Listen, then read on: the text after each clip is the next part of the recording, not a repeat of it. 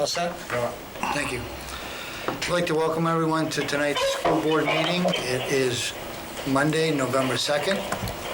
First thing on our agenda, I'd like to ask everyone to join me in a moment of silence for Ron Shagnon, who passed away last week.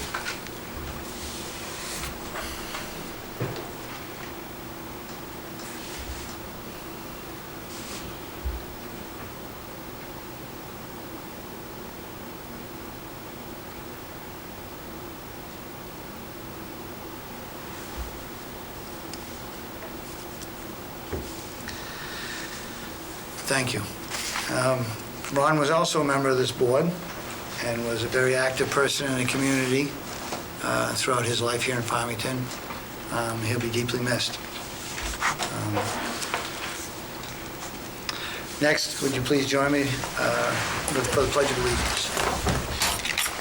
Pledge allegiance to the flag of the United States of America and to the republic for which it stands, one nation, under God, indivisible, with liberty and justice for all. Thank you. Next, we have public participation. As usual, we have a dial-in number, which I think the extension was, I can't remember. It's got 4 digits. But I'll leave the public portion on throughout the meeting. Next on our agenda after that is... Mr. Chairman, can I just make a quick comment on the public comment? Okay, go ahead. The last meeting we had, the union president spoke to this board, and it kind of caught me a little off guard in that I wasn't prepared for it. We didn't have a prepared statement at the end. But some of her concerns were the amount of work that the teachers are doing while we have a significant amount of staff out. That's also noted in one of our reports we're receiving tonight. So under agenda item 11, old business, I'd like to have a discussion about some of those concerns and what, if anything, we as a board can do to make them better. Okay, good reminder. First thing on our agenda was the Farmington PTA, which I believe has been resolved. No, it's been postponed. Okay. Our representative is under the weather. Oh, that's right.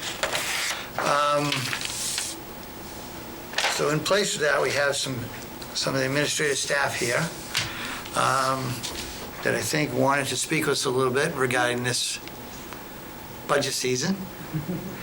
So at this point, I'll turn it over to administrative staff that want to basically talk about this or whatever they want to talk about with the board. Sure. So we wanted to discuss mainly, and I think it's around the time in terms of budget, in terms of we need to put together a really important document for the town and for our district, and that we all kind of need to be of the same mind and on the same page. And I know your process is going to be different this time, and I'm totally fine with that, and I don't have a difficulty with that.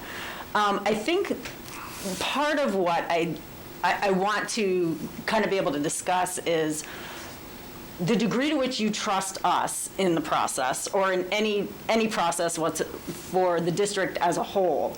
And that what can we do if that's not solid at this point? What can we do as administrators to help earn your trust? I'll comment on that. Sure. Go ahead. I guess anybody that knows me that's talked to board members and some of our admin will describe me as being a little rough around the edges. I call a spade, but I wear my heart on my sleeve. If I don't like something, I'm going to say something. If I think somebody's wrong, I'm going to call them out. So I think there's a newness here. I don't think there's a lack of trust. I think there's a newness, and there's a newness. Well, I've been involved in municipal government for a lot. There's a lot about the school part I don't know, so I have to ask questions.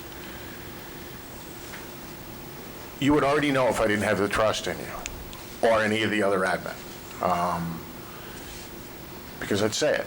Or I say to the superintendent, we need to have a conversation because I don't like this. But I can't, as a board member, make an individual kind of opinion. It's got to be a board of collectively. Sure. So I think you're going to see us do stuff different. If somebody asks why, I got no problem explaining why we're doing it that way. I think you're going to hear us listen, because I don't know, for instance, I'll use you, Diana, special ed. I don't know special ed. I know some of the laws. I know a little bit about it from dealing with the courts, but it's not my expertise, so I have to rely on you, or I have to rely on the superintendent. And, you know, you may see, and I'm only going to speak for me, but you may see me and the superintendent, you know, bat horns at a meeting back and forth with an exchange to get the conversation going. But you'll also hear me a lot say, what do you want to do? What do you want to do? And that's kind of the exchange that we have. So there's a newness here, and I've been in the newness spot, but what I would encourage you to do is watch the process. If you got a question, ask a question. And I don't think anybody on this board is going to take that negative. And if you see something different, offer the solution. Because you're going to hear me as a board member ask questions, and the follow-up question is, well, if that's true, how are we going to fix it? You know, what are we going to do to become positive? And it's not a negative exchange. We need that team, and that team needs to extend from the board. It needs to go down to the administrative staff. It needs to go down to the teachers. It needs to go down to the paras. It needs to go down to the custodians.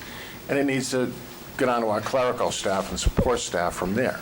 The only way we're going to get better as a district is everybody from the bottom up is allowed to participate in that process and puts their heart and soul in their job function. So if anybody thinks from the new board that anybody has an agenda, we don't. Our own agenda, speaking for me and what I know of the other board members, is we want to see Farmington School District SAU 61 thrive. So. You know, for me, everyone's got their own personality. And I've been an elected official, and I was successful being elected based, I believe, by the way I conduct myself, which is to not take other people's opinions that are given to me. Well, you should just follow this. It's my job to sit here and make the best decision for Farmington and get informed about those decisions brought before me. And if I don't, then I'm not doing my job. So I may ask a lot of questions to say, and I may have to be convinced, because I'm representing the taxpayer. And if I'm convinced, then I can go back to the constituents and say, yes, we're doing this, and this is the reasons why. If I would just take your word for it, they're going to say, well, why are we doing it? I go, I don't know. Because they told me I should say, and no. And if everyone were just to follow my opinion, it wouldn't be the best. If followed Tim's opinion or your opinion, we wouldn't have the best result. The best result is to basically work through our different life experiences to come up with the best result for the town. And sometimes, like Tim says, it could come across as basically people perceive as we don't trust you, but that's not really the underlying thing of what I may be asking questions. May not know enough about the topic.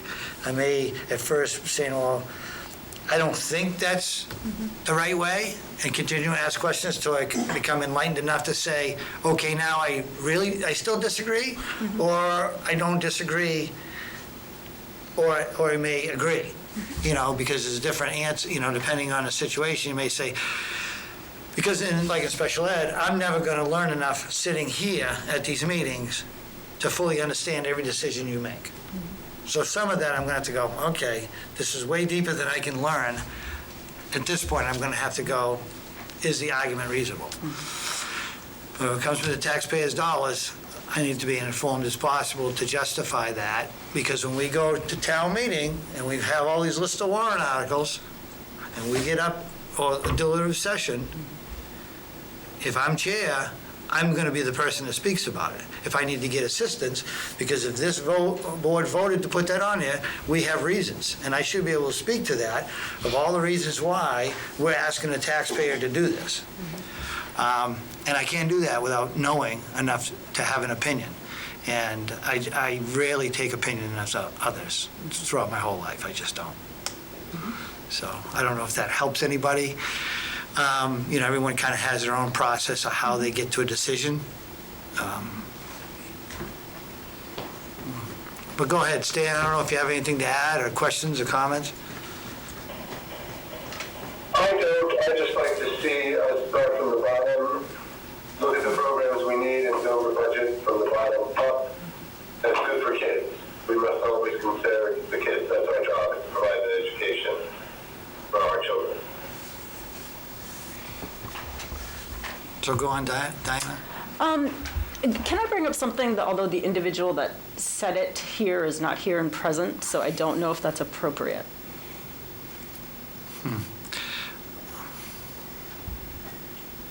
I guess it's up to you, depending on what your comment is to say, and So it and was how like- does it relate to that person, or does it relate to a topic?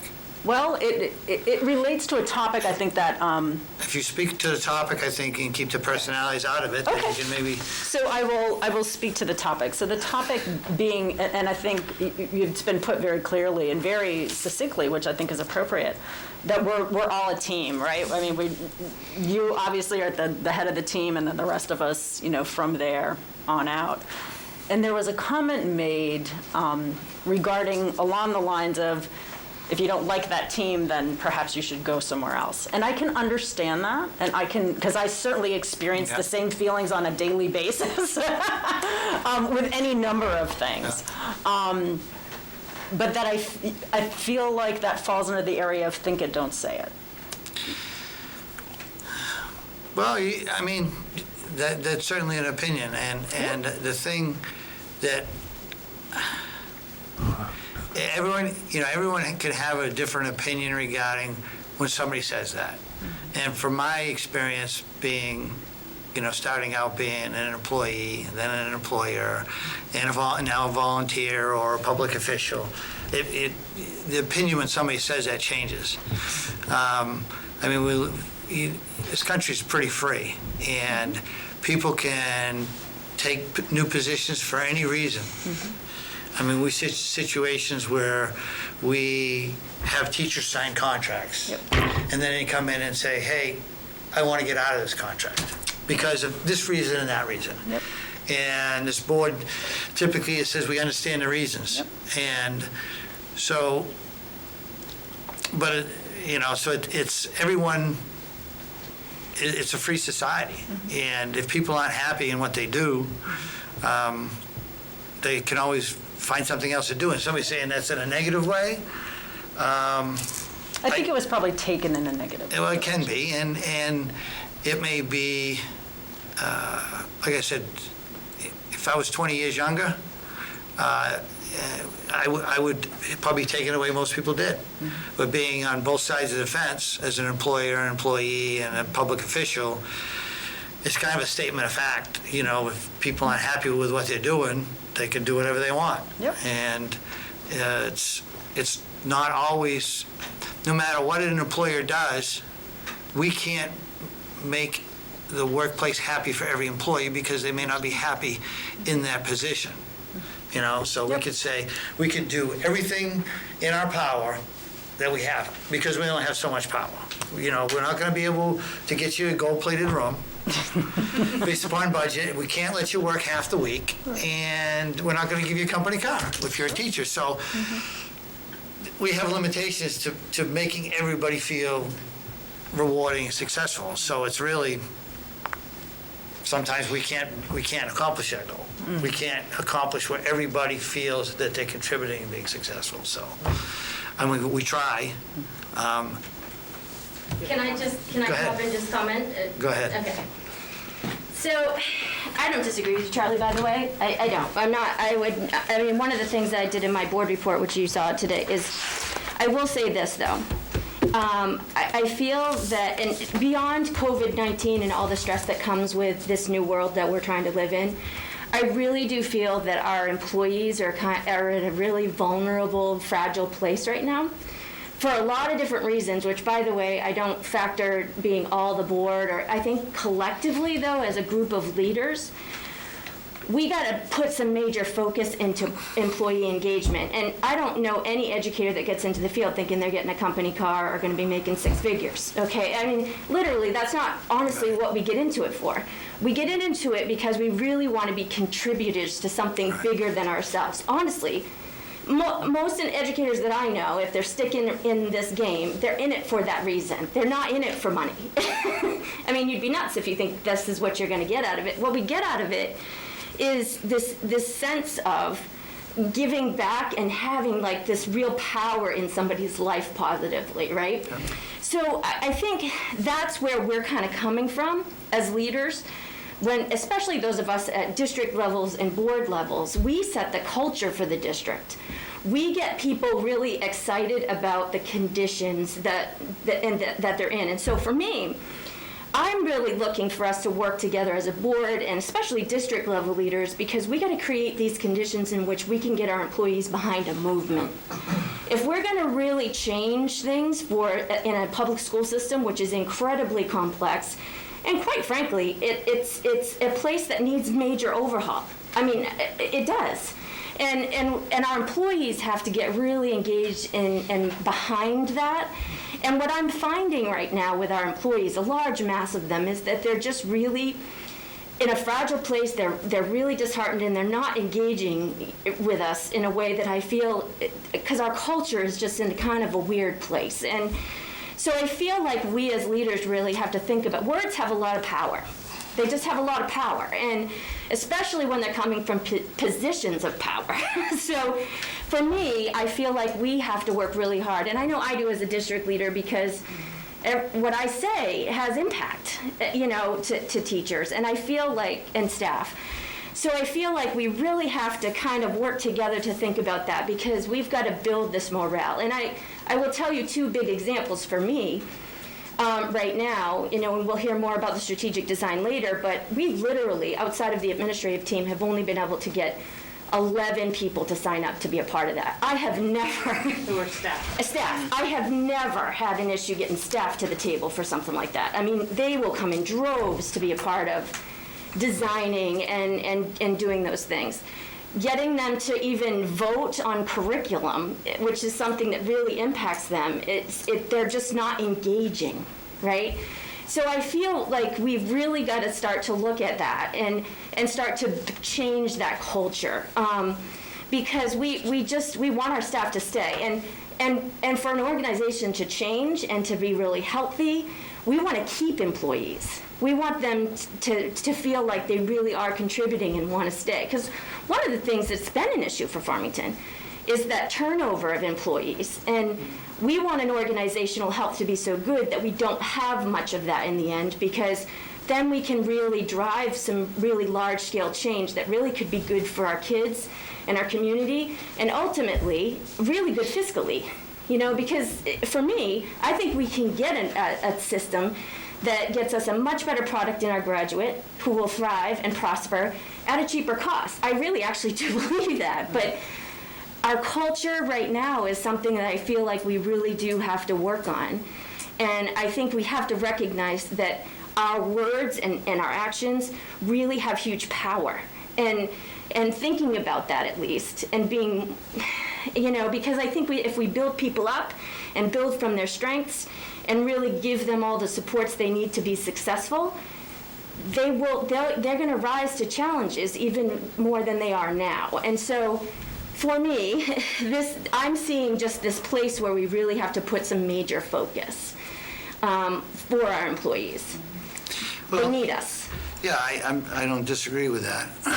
I think everyone in the community and through the country are on edge, especially elections tomorrow, and maybe we'll have the elections finalized by the end of the week. Who knows? It could be tomorrow night. But, it may drag on a little bit, and people are going to be on edge, and people are on edge with COVID. I think, and I'll point to some of the things that this board has addressed that I think shows that our dedication to employees. I mean, as you know, every time there's been an issue, whether it's been janitorial staff or what we're going to do with this position, we've been like, no, we'll take care of the money. Let's get it done. Mm-hmm. We need janitors. Let's get it done. We need. How are we going to get additional paras and teachers in here? Let's work on it. Whether it's individual situations, whether it's getting competitive bids to save the taxpayers' money and still get things done. We support, this board worked and supported a teacher's contract that passed. That this board didn't have to say, oh, well, we'll wait, you can wait till March. No, we said, okay, let's bring it to the voters. Yeah. Voters, and it passed. I mean, I think at every turn, this board has made sure that we've taken care of staff, even through COVID. End of last year, we said, what are we going to do? We're going to make sure people are compensated. We didn't have to do that. We said, no, that's what the right thing to do. In other words, every time where there's been a question, I feel that we've always erred on the side of the employees looking out for their best interests. And I think hopefully that shows through. Over time it will, or it won't. Well, and please don't make me say, I'm not suggesting that you haven't done good things for Right, the employees. but- I just want you to understand that we do have some cultural stuff that we really need to work on with our staff. Yeah, and I think that's something that I wasn't aware of, the lack of participation from staff in this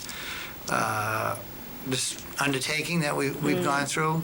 I think we had, 60 people from the community ready to sign up? Oh, no, what was the list? Well, we've had a list Okay. of names to contact. Right. But we haven't got they're not all committed yet? They haven't all jumped in on. Okay, but either way, I mean, this is something this board undertook to say, yeah, this is an additional cost to the taxpayer. We agree it should be done. Right.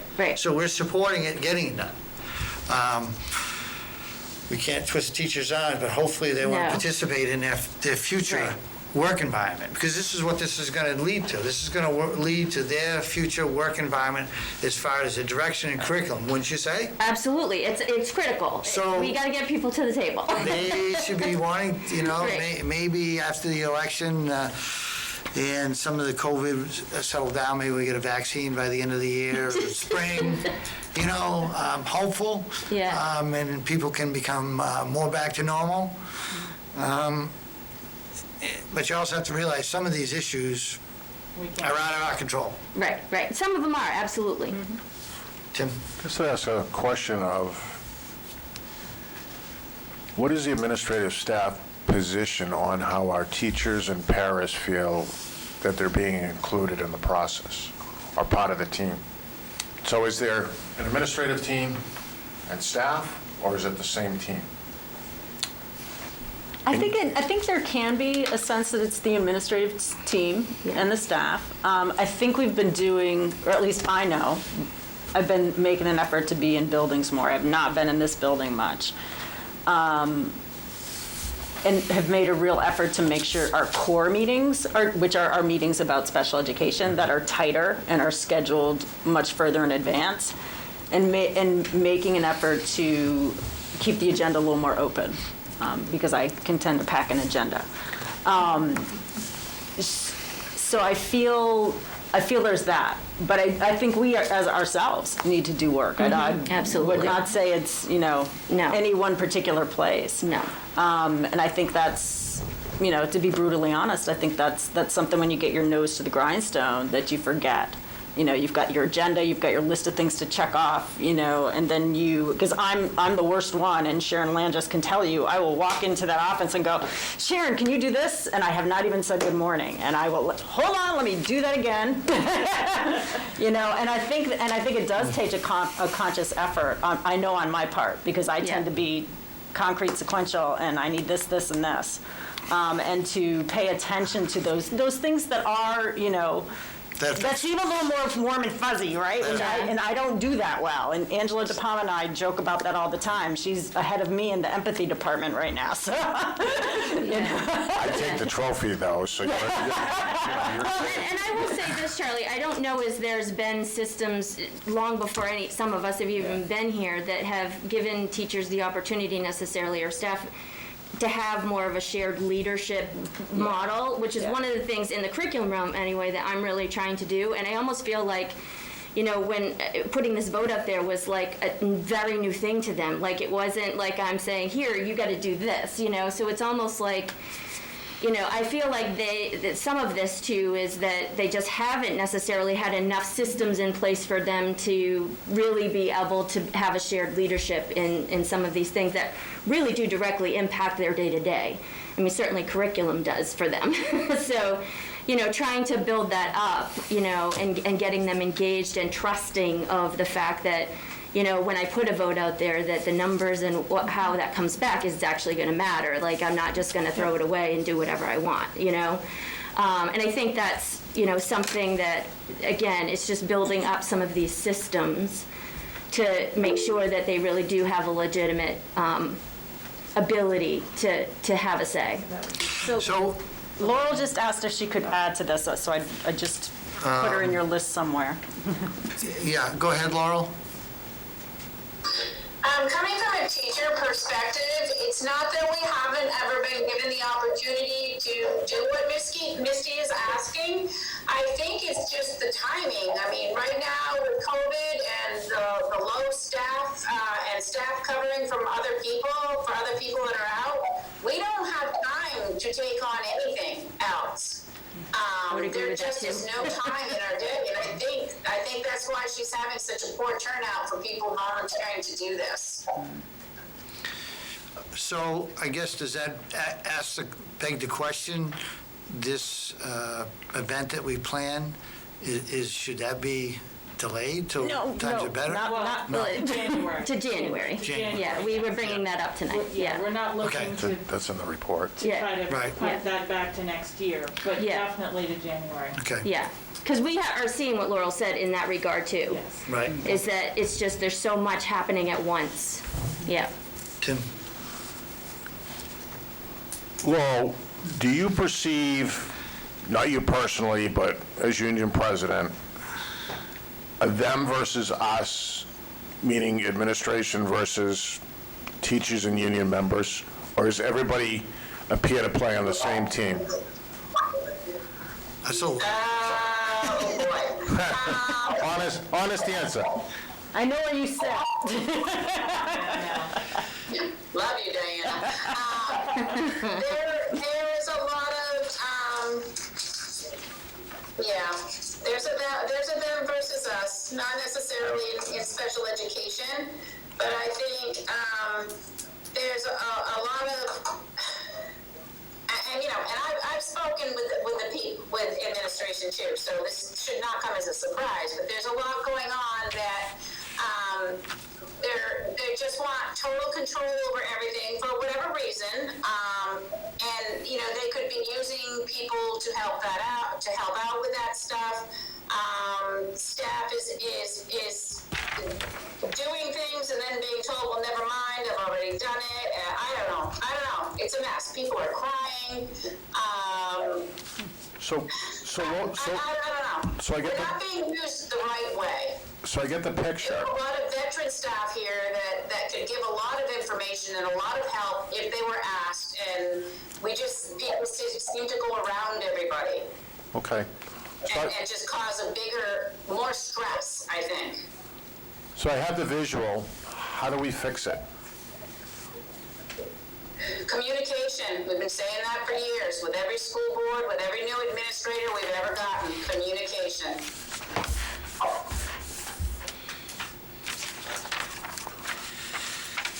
So what do you see us as doing to help fix the problem? Us meaning the board. The board, not necessarily communication, but maybe listening. I spoke at your last board meeting and not one of you even acknowledged the fact that I said anything. Did you hear my comment tonight? You moved, yeah, I did hear your comment. Okay. You know what, they moved right on, didn't they, Tim? No, we said we're going to bring it up under number 11, yep. Okay. 12. We're going to push it on the agenda for tonight, because a lot of what you... Still, I mean, I wasn't even dismissed with a thank you. I mean, I could have been sitting here talking to my dog. I thought Charlie... No, if I did not, I apologize for thanking you for your participation in the public comment. But If I did, I'm apologize, but And I was going to apologize when we talk about it, but I actually felt bad as it sank in, and a lot of it wasn't processed that night because of everything else we were dealing with, Laurel. yeah. I mean, when you spoke, I think, probably about 3 different topics, and I was sitting here going, wow, I'm trying to soak all this in, and I'm like, you know, like I said, you put out a lot, and as Tim said, we're going to discuss some of that later in the meeting. So please stay tuned. We'll try not to keep you up too late. Anyone else on this topic regarding, well, it's your topic. I'm No, all we're set. good. We're good. Okay. Yep. Matt? I'm here for staffing, Oh, okay. what Laurel just brought up. Okay. I think, as I was running for this position, and I've lived in the community for quite a while, I know staff that works in the building, I know staff that has worked in the building for a significant number of years, and they communicate with me. Went to a social event on Saturday, and a good time that I spent there was, you know, staff and ex-staff, you know, talking about the school system. I think there is a breakdown.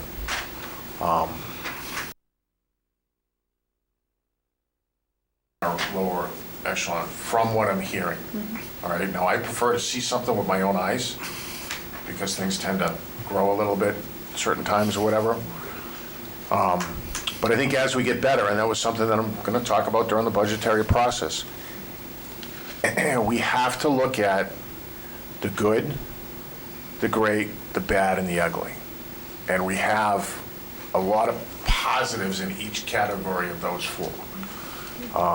Yeah, and I think that's something that people sometimes not lose sight of, but say, oh yeah, well, that's okay, but, okay, we've got these other problems that we talk about. Well, you know, you know, we got 3 wheels falling off the bus, and we got one that's loose. I mean, which extreme are we on? You know, it's something that I need to spend more time understanding to figure out as a board where we need to direct change, if in fact we agree that there's a problem. Thank you. Okay, moving on our agenda, next thing is reports on the curriculum. So, Well, I read said some of it already anyway, so there So we go go. ahead. But I did, and strategic design is actually on the agenda as a separate thing as well, but I put some things in there just as reminders. But we did meet with Linda Laughlin and yeah, Do you want to just compact it? it might make it easier, just, yeah. go ahead. Okay.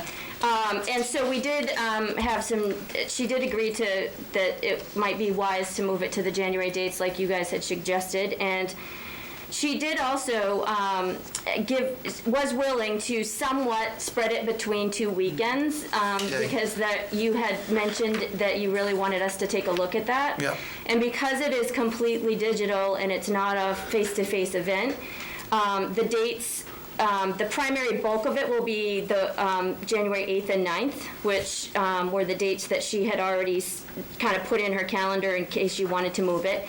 And then January 16th for just a half a day, which is the following Saturday, so that she felt like it could work. Yeah. And give it a little bit of a breakup, because you as a board had mentioned that you were feeling like all 3 days at once was a little much, especially. So it was going to be the 8th and the 9th, which is a Friday and Saturday. Yep. The second Friday and Saturday in January. What was it? And then the following Saturday, the 16th, 8:30 to Okay. 12:30. So the Friday night, the 8th, would be 4 to 8, so it wouldn't be all day. The 9th on Saturday would be the whole day. So the bulk of it would be that first weekend. And then the last half day would be the next Saturday, January 16th.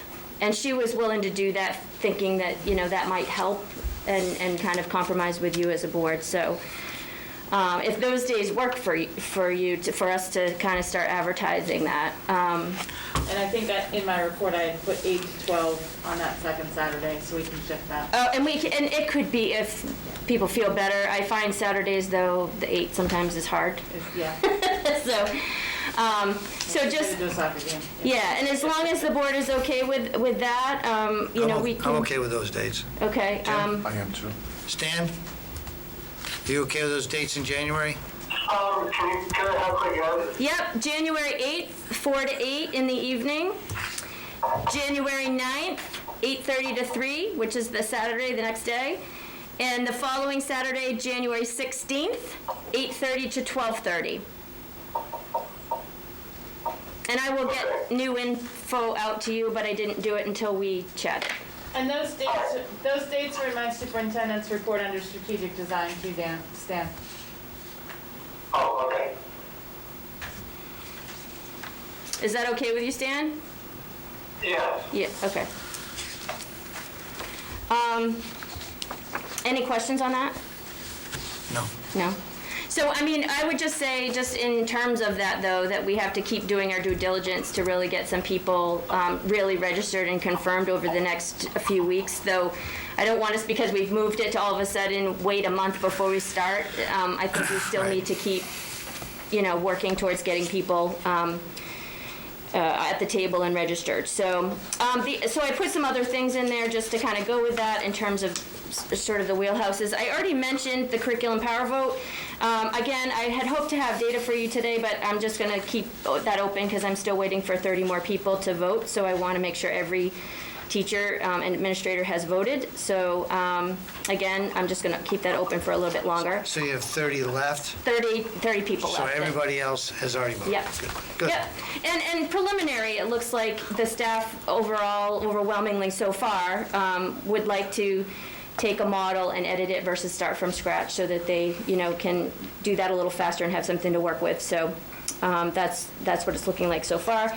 And just so that you know, I am working with the administrative team, and ultimately we're working with the staff as well to kind of look at curriculum resources and start to really look at replacement. This particular year is the last year for our Reading Wonders program, which is the reading program K-6, and the K-8 teachers and principals decided they did not want to re-up that program, and they really kind of priced themselves out of us doing that anyway. They just were way too out of the ballpark for our liking.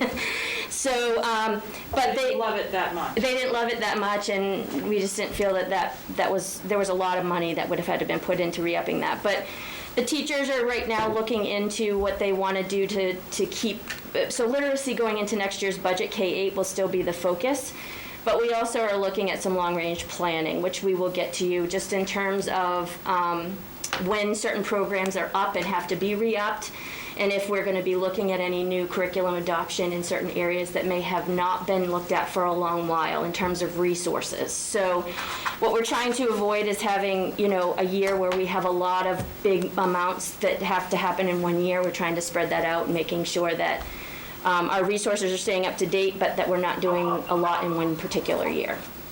So that's what we're working on there. Yep.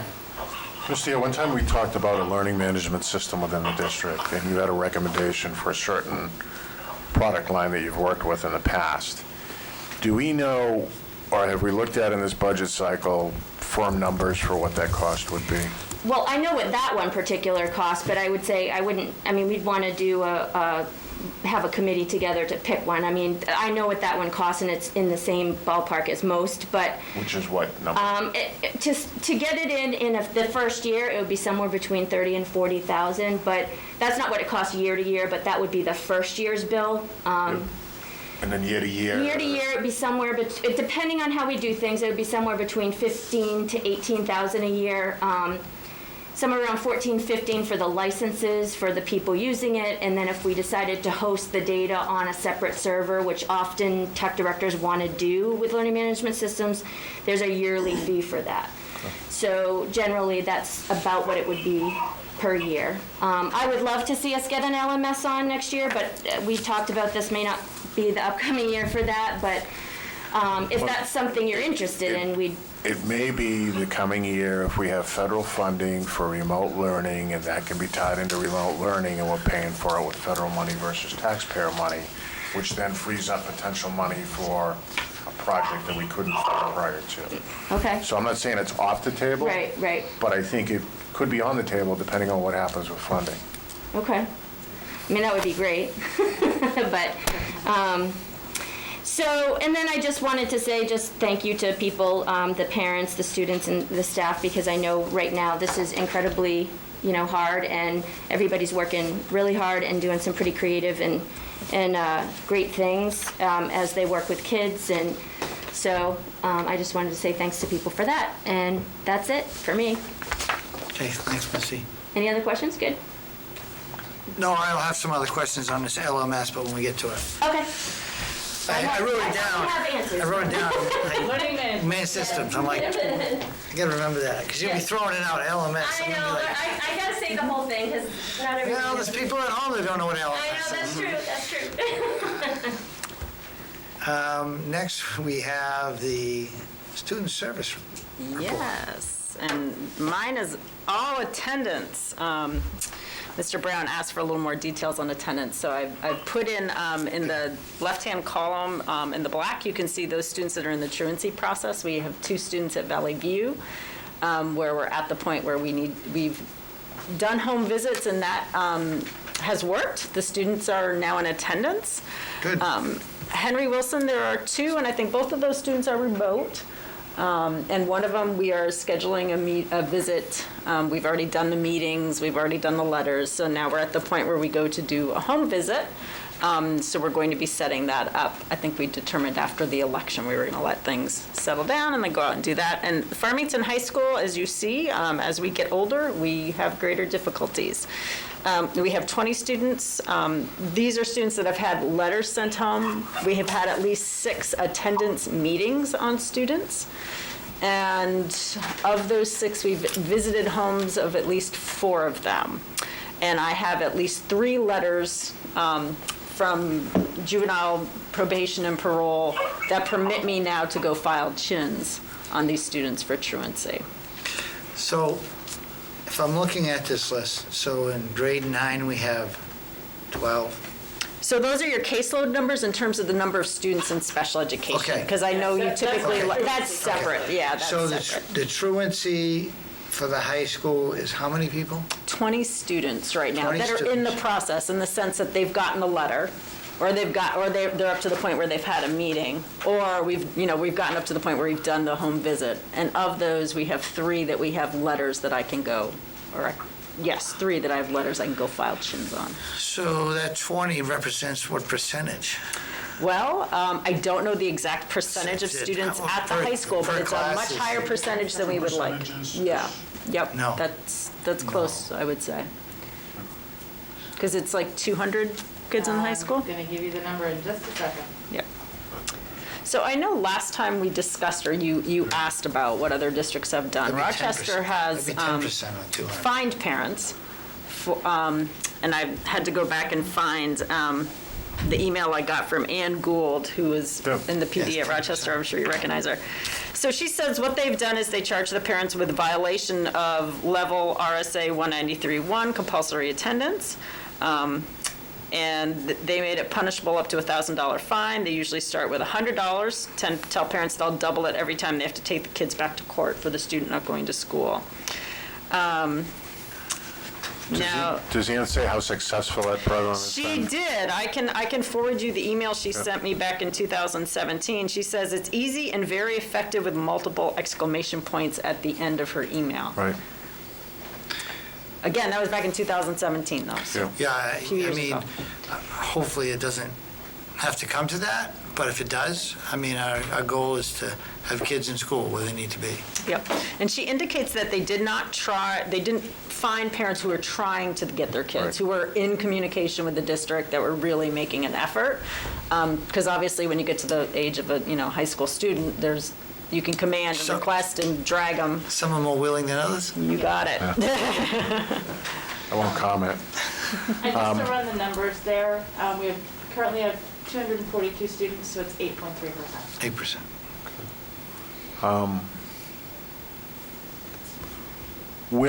In generalities, so we don't get into a case basis.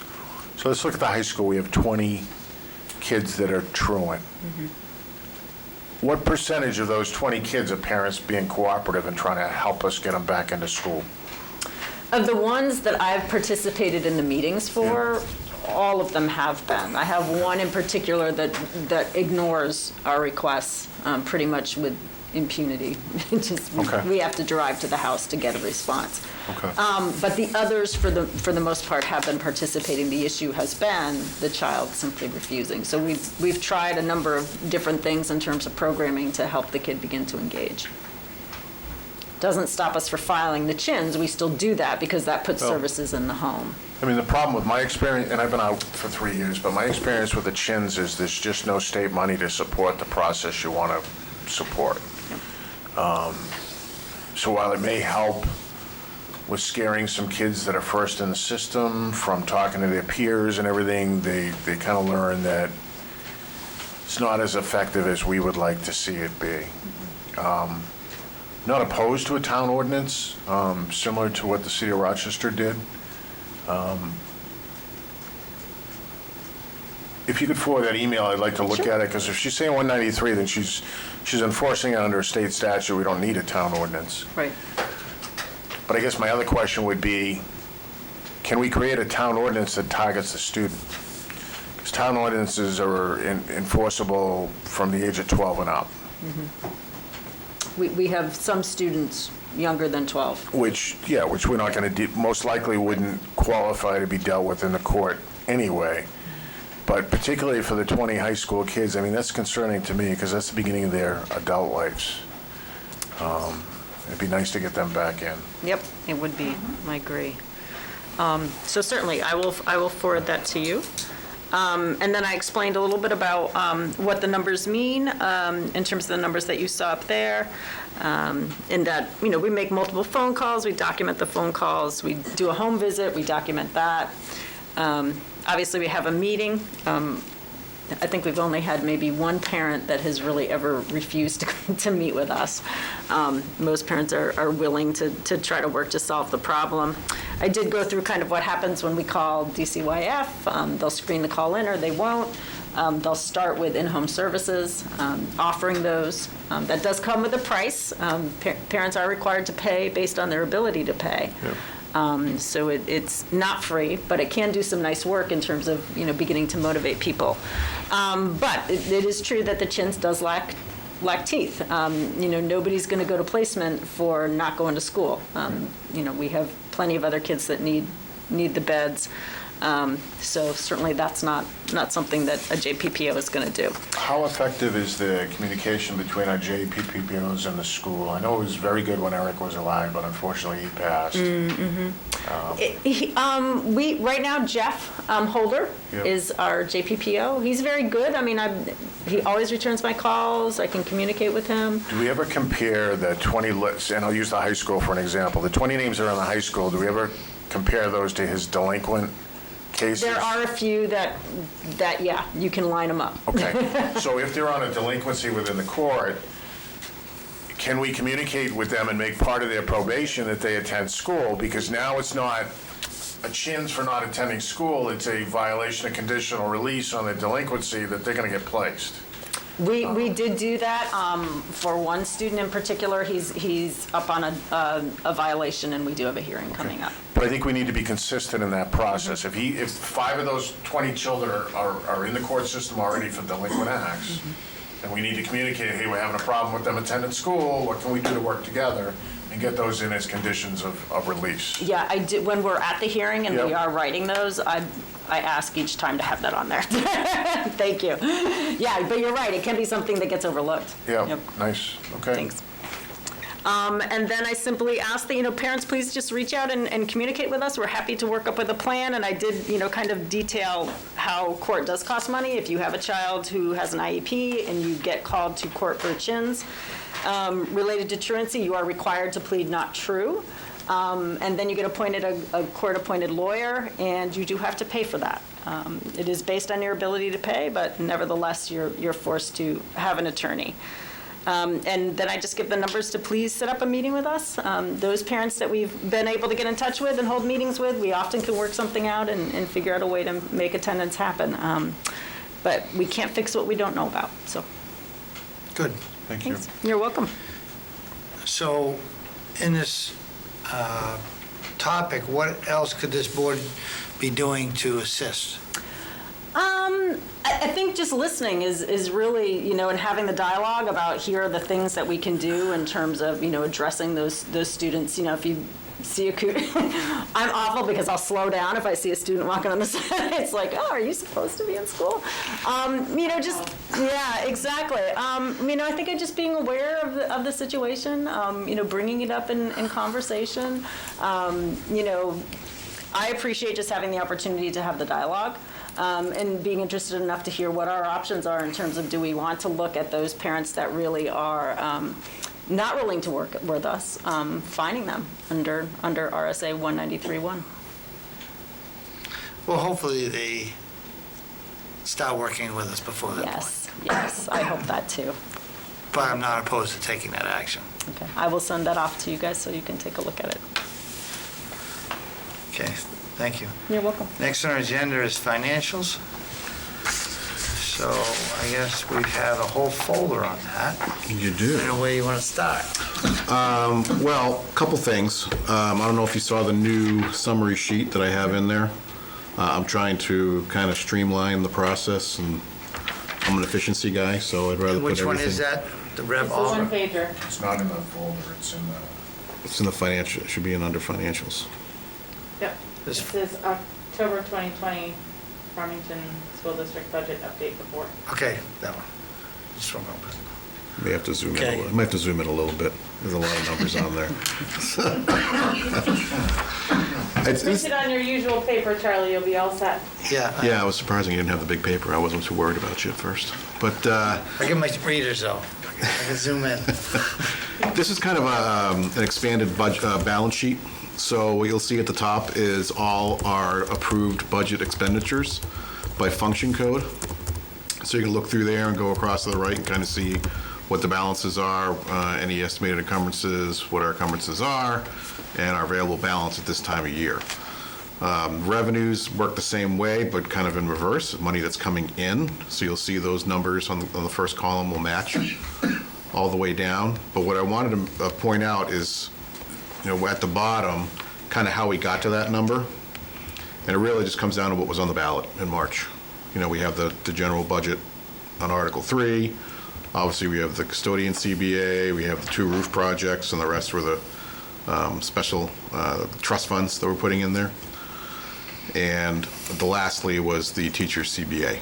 That's in there as well. So that's how you get to the 16,102,103. So my goal is to have this to you every month. And so you can kind of, what I look at this as is kind of a snapshot in time of where we are at the end of the month. So you can kind of take a look at it rather than flip through 100 and some odd pages that I gave you this week of financial reports because I chose the wrong one in the system. But it's kind of a quicker way to refer to it and summarizes it. But I'll be giving this to you monthly so you can look at it. In addition to the regular reports I give you, rather than spend your time, your hours of time going through all this, you can spend a few minutes going through this. So, and the new Fund 10 report that we're giving you, it's a little bit shorter because we got a little more efficient on that too, working with the auditors and everything else, trying to see what's on there. Basically what I did, I had to expand it because it wasn't getting one of the reasons why the numbers weren't adding up because there was missing a few accounts on either end. So I was able to fix that and cleaned it up a little bit. So, and I put it to, instead of landscape, I put it to portrait mode. Saved us a little bit of paper. So got it down to, from about 70 or 80 pages down to 42. Actually, the short version is 23. Well, yeah, that's the short version. So, Without all the zeros. right, Tim? right. So Brian, looking at your worksheet that you provided the board, which is awesome, thank you. Let's just use regular education, the first line, as an example. Approved 21-21 budget shows $5,183,689.83. Yep. Shows we spent almost $1 million out of that. And we've encumbered money, which is, we've kind of locked that money in so it can't be spent because it's salary and we're required to pay it for by law, right? Yep. So the 556 is the available, $556,000 becomes an available balance. Correct. Is that what we don't expect to spend in that line, or is that what we haven't spent? No. Encumbrances are going to be your salaries, but regular education includes supplies. It includes all those other pieces along with it, so. So that number, that anticipated available balance is going to change downward every month? Correct. It's basically broken out into 12 slots. And as we move forward, there's going to be another 12th that's going to be available for funds. It's basically using the accrual method of accounting. That's really what So all the pay, wages, and benefits are in the encumbered section line. for the rest of the year. For the rest of the, well, yeah, for what we have encumbered for the rest of the year. Right. Should be anyway. And So we're, you're using the term encumbered, but it's really just allocated. Encumbered means that it has been set aside as a already have to spend it. Right. It's not available But as to we use for term something it, else. but we use the term encumbrance, it's typically budgetarily, it's just things that are transferred over one year to the other. Encumbered is, we've assigned those funds to a particular function that there's going to be spent. I understand he's saying that, but that's not typically how we use that word, at least from my experience. Well, it is in the school accounting. Yeah, the DOE kind of requires us to use that, so. so we're not encumbering any vacant positions, are we, or are we not?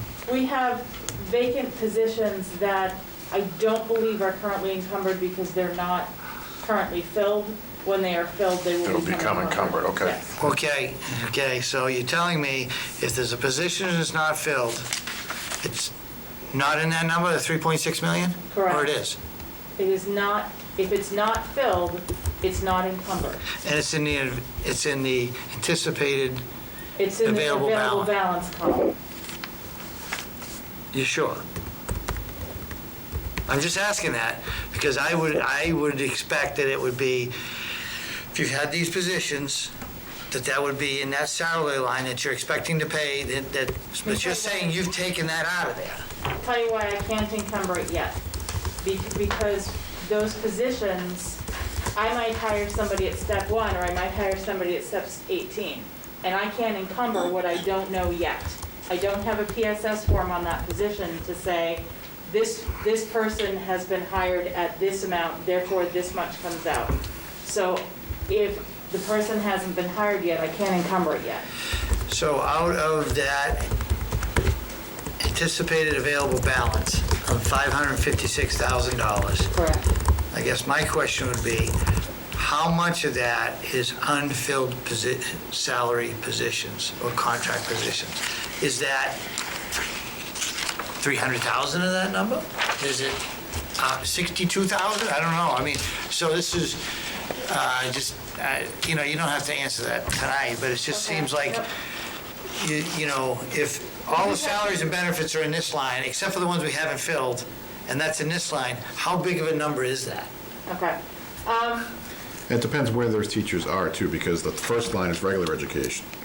Then there's special ed, which is the second line, which is obviously the second biggest balance on there, and then behavioral services. So if you could have an opening in any of those areas, and that's where it would show up. Right. Right. So of that available money, some of that is It's It's penciled in and some of for staff. Yes. I mean, so some of it is, I don't have $500,000 in supplies sitting in regular education. Right. That includes supplies yeah. plus the salaries that Right, the positions that are could be filled other in. things. Yes. But, it was just kind of, I guess would like to know, broken down maybe the next meeting, if it's in 2 weeks, just kind of what that is. As far as unfilled position, what does that represent in all those columns? You don't have to break it down to columns, but is it, because give you a if we're demo. trying to fill a position, the board's got to kind of know that, to say, well, look at all this money. Well, no, that money was kind of penciled in for these positions. And So in the we don't want to start meantime- allocating for stuff that all of a sudden, hey, we spent that money, but we're going to hire a science teacher.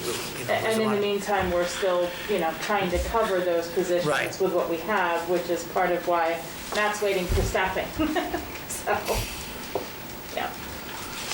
So is this something you'd like to see every month? Does that work for you? I just got a question on the numbers. Can you explain the numbers in information services? There's a line number in here, but 2820. just going across, it looks like we're budgeted 329,050 in that whole umbrella. Spent 100,000.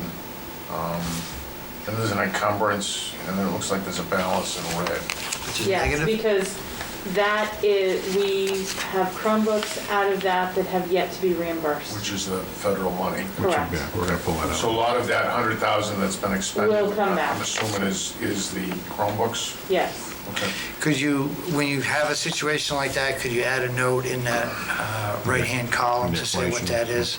Okay. Just kind of say this is unreimbursed Chromebooks or something. Prevent those heart palpitations when you take a look at it. But I don't have a heart anymore. We'll get you a thin one. Yeah, that way, because it's going to come up, especially if this report goes, I don't know if it would go to Budget Committee, but Right. anytime they see a deficit like that, Right. you're going to say, okay, what's this made up of? And those are some numbers that we want to look at during the budget process. If our software licensing is down, for example, then is that a one-time year thing? Is it something that we have to address in the budget, et cetera? So, I mean, this is a great snapshot going into budget. I like it. I mean, the one line above that, I have a question on, because we're showing status, we're $512 in the red. And if we look at your same system that you have 38,000 under encumbered funds. Of that $38,249 is the maintenance in that line? That, basically what that says is we're $512.71 ahead of where, we've spent more than we should have been at this point in the year. If you're taking it in 12ths. Right. Not saying that we have already blown through the line, because that piece is taking it as a chunk at a time for each of the 12 reporting periods. So this last month, we spent 512 more than was anticipated if we're doing equal spending across the months. But if we spend nothing this month, that's going to be in the black the next month. Okay, so the 38,000 that's in that line for encumbered, That covers the year's chunk that we are expecting as has to happen. right, but is Yes. okay, Yes. along with any leases and so forth like that? No, No, I think the leases leases- are separate. Okay.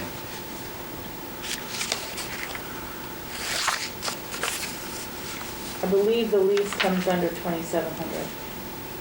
But I would need to go back and double check that. I believe it does fall under it. So this is not, the available balance isn't what's left for the entire year, it's just where it's like I said, it's a snapshot in time. So I've used this before and it takes a couple times looking at it to get used to it, so. You may want to add at that top the word monthly in parentheses, monthly available balance, because that's what it is, right? Yep. Yeah. It's you've blown this month's allowance, but you've got Right. more coming. Yeah. And the leases are in 2754,430.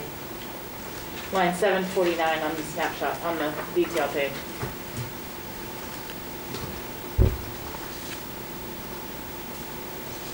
Anything else, Tim? I'm good.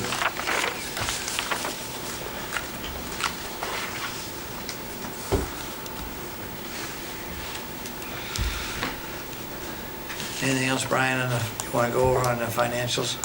I think we have later we have the one of your business later, we have The budget. the new fund. Yeah.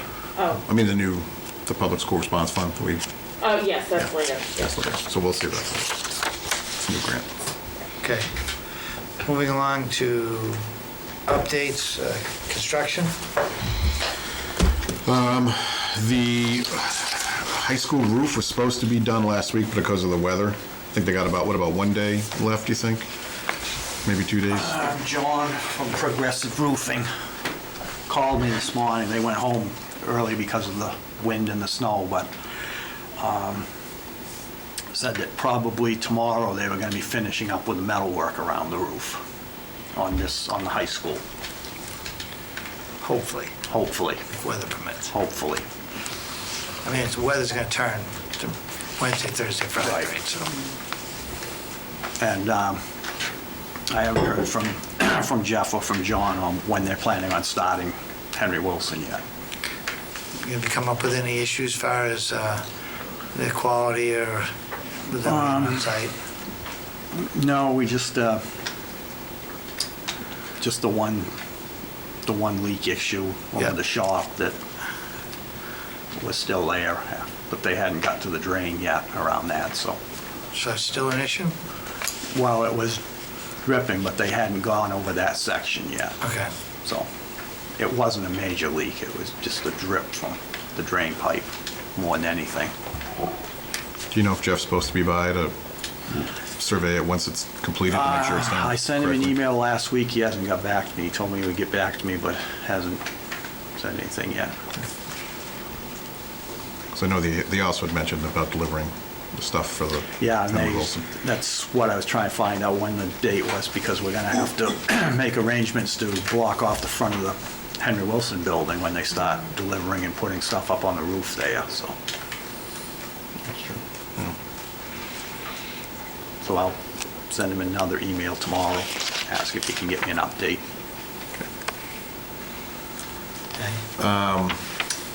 Is Henry Wilson done as far as the construction for the security window and the offices and stuff like that? No, the windows, Windows are on back the order. windows, yeah, the window has been cut into the office.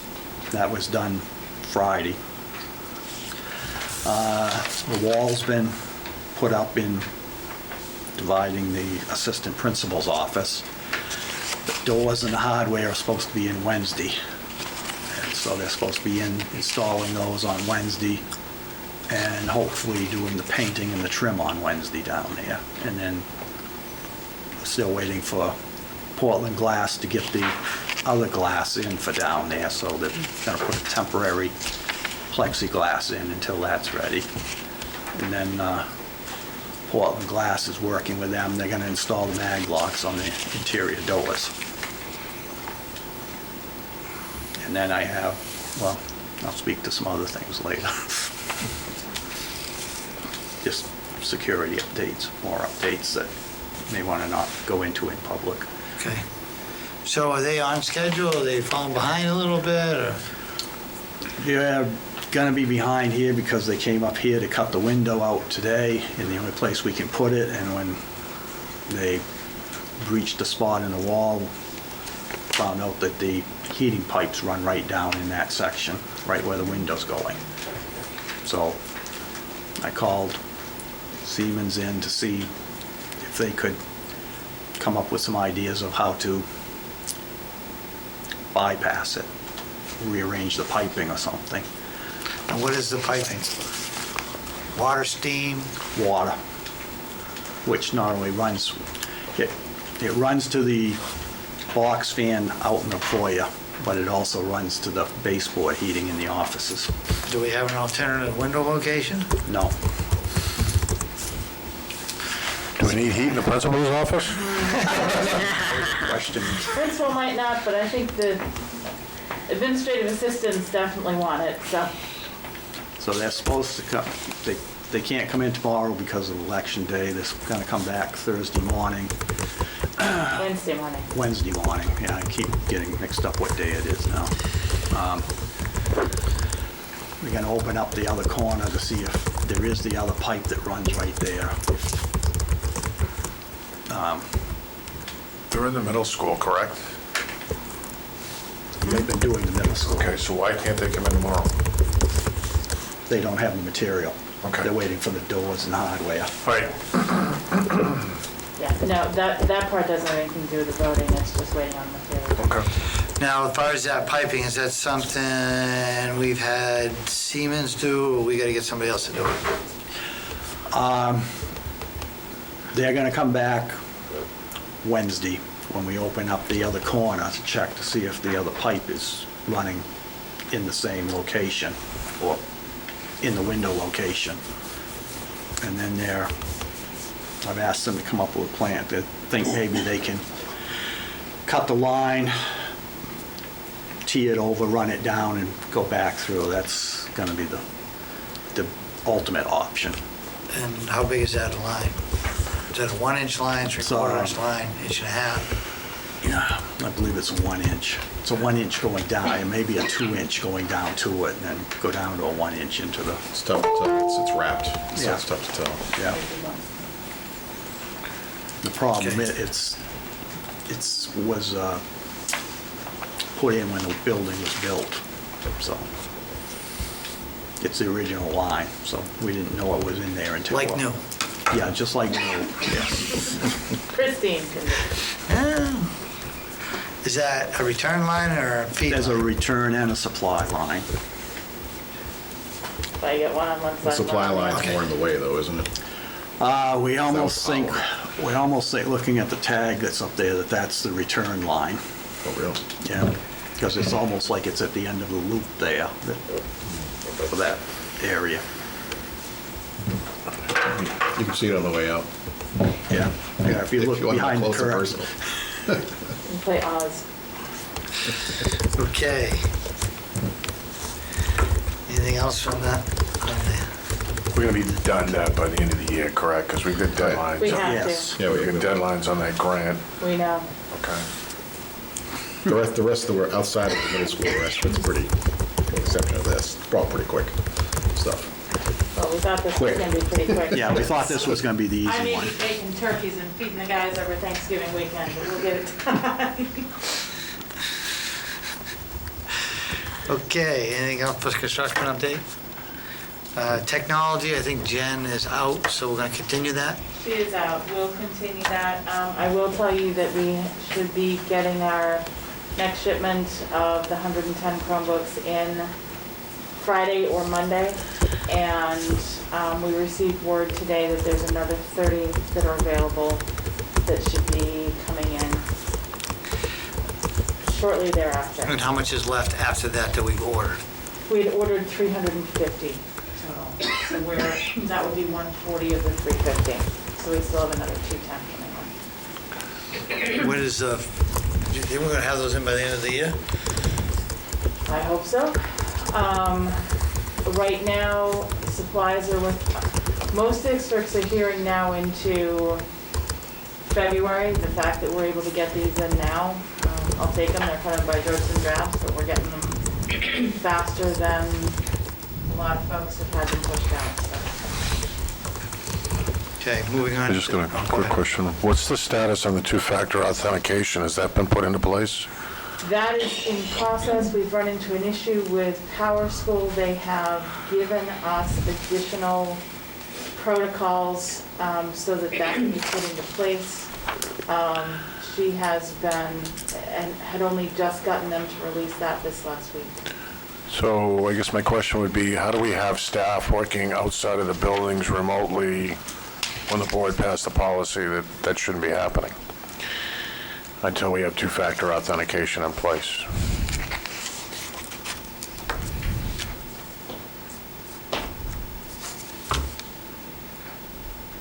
We'll discuss it. Okay. Okay, moving on to staffing.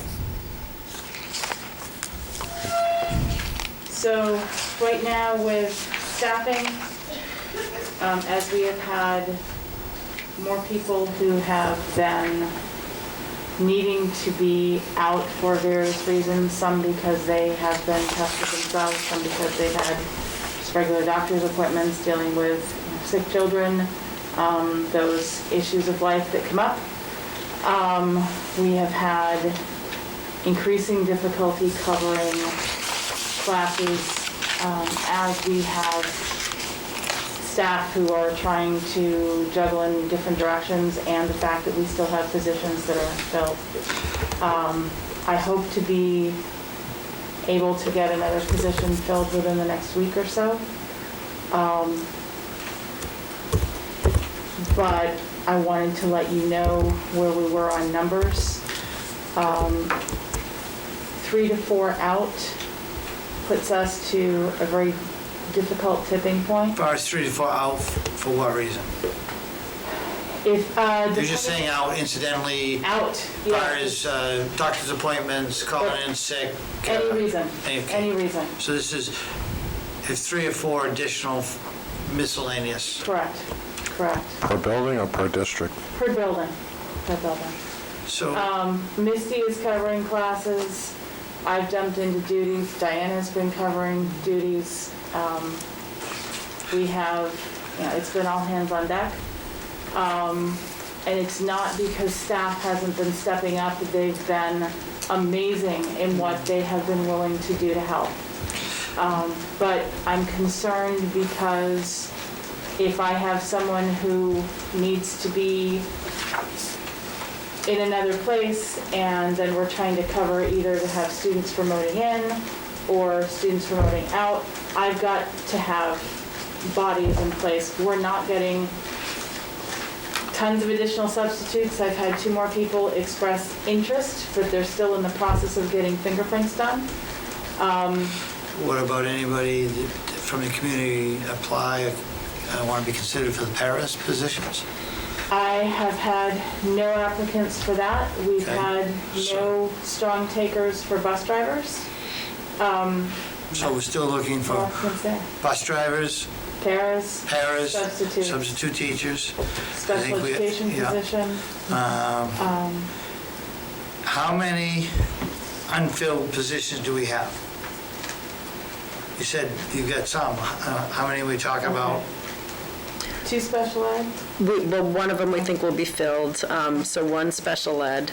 Well, you have 2 right now, We have 2 right now. Yep. and that's in which school? Valley View and Henry Wilson. So 1 in each. Yep. 1 paraeducator in each building. Is Yeah. that including? That's including the most recent one, yep. For like think high that- school. Does it for me. Is that 1 in each building? So there's 3 out, 3. 3 teachers and 3 paras? 2 special education teachers, a para. I have 3 pairs. a maternity leave to cover. I have, with a long-term sub, I have another potential long-term sub that I'm going to need to get in as well. Is the maternity covered with a long-term sub or needs to be covered? Needs to be covered. I've not yet found someone for the position. So that's, they're both in the high school? Yes. So it's 2 in the high school for teachers, 1 in Henry Wilson, 1 in Valley View, Yes. 1 para at Valley View, 1 para at Henry Wilson. How many paras at the high school? 1. 1. I am currently down a bus driver. I have no substitutes. I have an open bus driver position as well. I have a bus driver position that was never filled this year. So I have a 2 bus openings. driver who is currently out, and I have no substitute for that bus driver. So getting back to the teachers and paras, we're in need for 4 teachers, 2 of those special ed, and 3 paras. Tim? How many staff members that are within those categories are out with reasonable accommodations?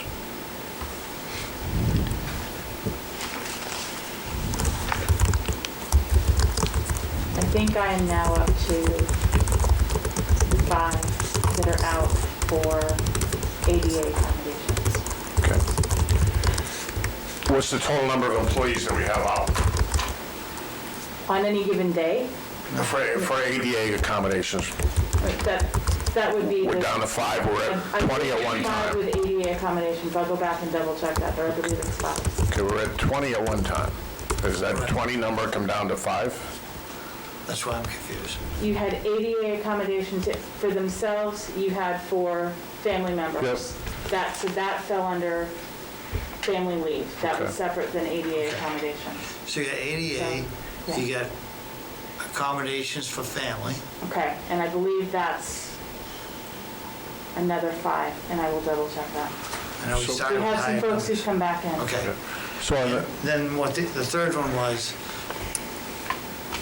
so we only The have, board did not grant accommodations for childcare. So that was. But we the did other- offer a other solution. solution. Yes, we did. so right now we only have 10 out with accommodations, I believe so. Whether it be And I will ADA confirm or- that. family. So on the family leave, There are others who are out because of COVID issues here, there, but that don't fall under that piece. Whether it's a family member or an exposure or, so within our family leaves that were approved, how many weeks do those run? The 12 weeks? it's expanded FMLA, so that's the 12-week No, I leave, think yeah. Tim's question is, when we approved the accommodation, we approved it for a fixed amount of times. Well, there's two, Well, under federal law, the family leave is 12 weeks. 12 weeks, okay. And so FICRA allows some paid options, FMLA is unpaid leave, but Right. it's 12 weeks in totality. Okay, so where are we within that 12-week period? Now, we're going in November, so we completed 8 weeks of that 12 weeks? It depends upon when they started. Some of them started at the beginning of the year and have come forward. Okay. Some have started into the year, and so we'll go further that way. They haven't all been running concurrently. Can we get not for the next meeting, not tonight, but can we get a snapshot in time of when a chart of when those expectations are gonna happen? Because if we know, if we're down 3 teaching staff and we know we've got 3 people returning from family leave, that's gonna solve one problem of it. No, because we're counting those as separate positions. When we're talking about the open positions versus people Well, coming a back. lot of what I'm hearing in the community anyhow, and I'll ask Laura to pipe in anytime she wants, if I'm a teacher and I'm out on family leave, working remote, I'm not doing lunch duty, I'm not being called upon to fill into a class when a teacher's out during that one period, like they do to fill classes. And there's a lot that's being put on the staff that are within the building that is not on the staff that's out. And I think, when we started and discussed this, the conversation was, how is this going to interfere with our day-to-day operations? And it was kind of a wait and see. And I haven't heard from Matt yet, but when he's talking about staffing, I'm assuming that there's a problem. How do we address that with the people that we have out on ADA? One is, do we check with them to see if they're capable of coming back to work? Is it still... We are checking in with them on a regular Okay. basis. Is it still reasonable to provide that reasonable accommodation, or do we free up that money and hire somebody temporarily to replace them on unpaid leave, which is a reasonable accommodation? How do we deal with that staffing issue? Because we're in the middle of a school where most professionals are under contract. So what are our chances of hiring 2 special ed teachers to come into work at this time of the year? As we get toward December, there's a possibility of a December graduate. Yep. So not that I want to wait that much longer, but we do have another small window that can happen. I agree. Okay. But I want to hear from, and again, we're in November, I want to hear from Laurel on specifically, and if Lisa is on there from the parents, specifically, what is taxing them, what needs to be fixed, and then we need to have the conversation of how to fix it. And I'm going to Laurel first because your job, but I'm asking that Laurel go first. Because she addressed it last week. Right. And then I'd like to hear from Matt on the follow-up, but this is a problem that if it's taxing our staff and it's taxing our employees, we gotta find a resolution. So Laurel, go ahead, Laurel. Yes. Is that me making all that noise? That's you. Sorry, it might be. Sorry. Okay, for an example, I'm the special education building coordinator. I'm also the 5th grade case manager, and I did lunch and recess duty as a paraprofessional one day. You can't do all these jobs well. Something's got to give. And I don't know what the solution is. There's just not enough people, and everybody's doing it. They're doing double duties. There was a guidance counselor that had a 4-hour duty one day, just doing lunch and recesses to cover for people that weren't there. How do you see children when you're spending your whole day covering other people's lunch and recesses? Laura, when you say, I don't have a solution, but, and that's what it looks like this year. We're all covering wherever it needs to be done. Laurel, do you see that problem, you know, when you're saying we're covering for everybody else, is it the people that are out on accommodations or family leave that you're covering for, or? People that are just out. Help me picture this in my mind. Here and a day there. It's both. We had a staff member that went to Florida. She went to Florida for a week, and then when she came back, she quarantined for 14 days. So somebody had to, you know, take those duties and do that. And I am seeing that over the holidays, it's not going to be pretty either. I mean, you know, people are going to visit family. You know, they're going to have family gatherings. Not just teachers, but I think the community too. And I think they're going to be less than honest with us about where they go and what they do. Well, I hope that our teachers are going to take this seriously, or, you know, and our paras and our administrators, that them feeling they have to go on vacation and self-quarantine and come back is going to put a burden on all their coworkers and potentially affect their students. So hopefully they consider that coming into this holiday season, because like I said in previous meetings, I have things that I would like to do in places I need to be, and I'm not going there because of my responsibilities that I signed up for here. And I expect other people should make the same sacrifices for their community and the people. But bottom line, Charlie, they're just not doing it.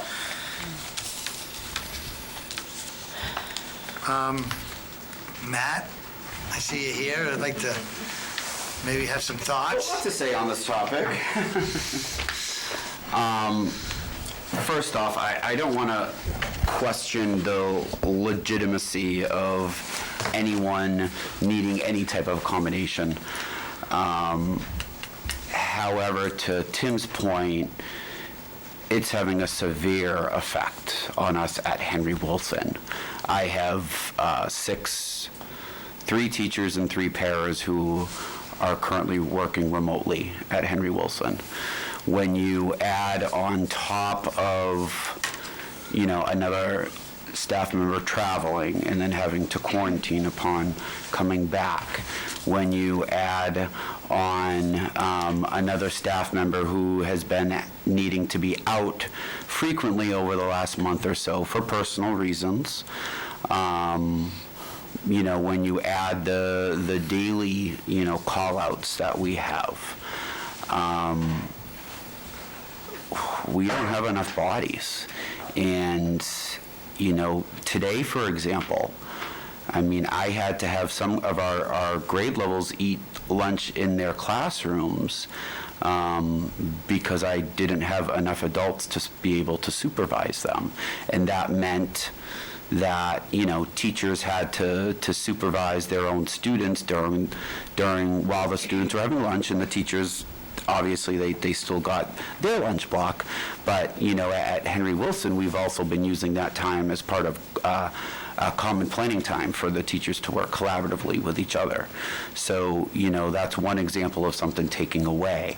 I had a great meeting with Laurel the end of last week. We had a very productive meeting, and, you know, we're both on the same page that we can't continue asking our staff members that have been coming to school every day, doing their job 110%, who have graciously always has said yes to helping.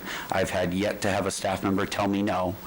But it's really starting to wear. And, you know, as Laurel said, you know, our guidance counselors especially have been spending a lot of their day needing to supervise students rather than do their job as counselors. And, you know, with the pandemic and, you know, with a lot of other, you know, things that are still going on in our students' lives, you know, we need them.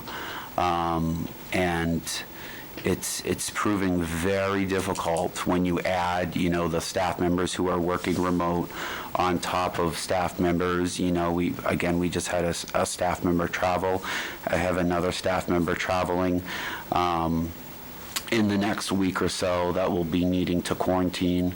And again, I'm not questioning the reasons or the legitimacy of anything. It's just proving to be a huge challenge on the daily operations of our school.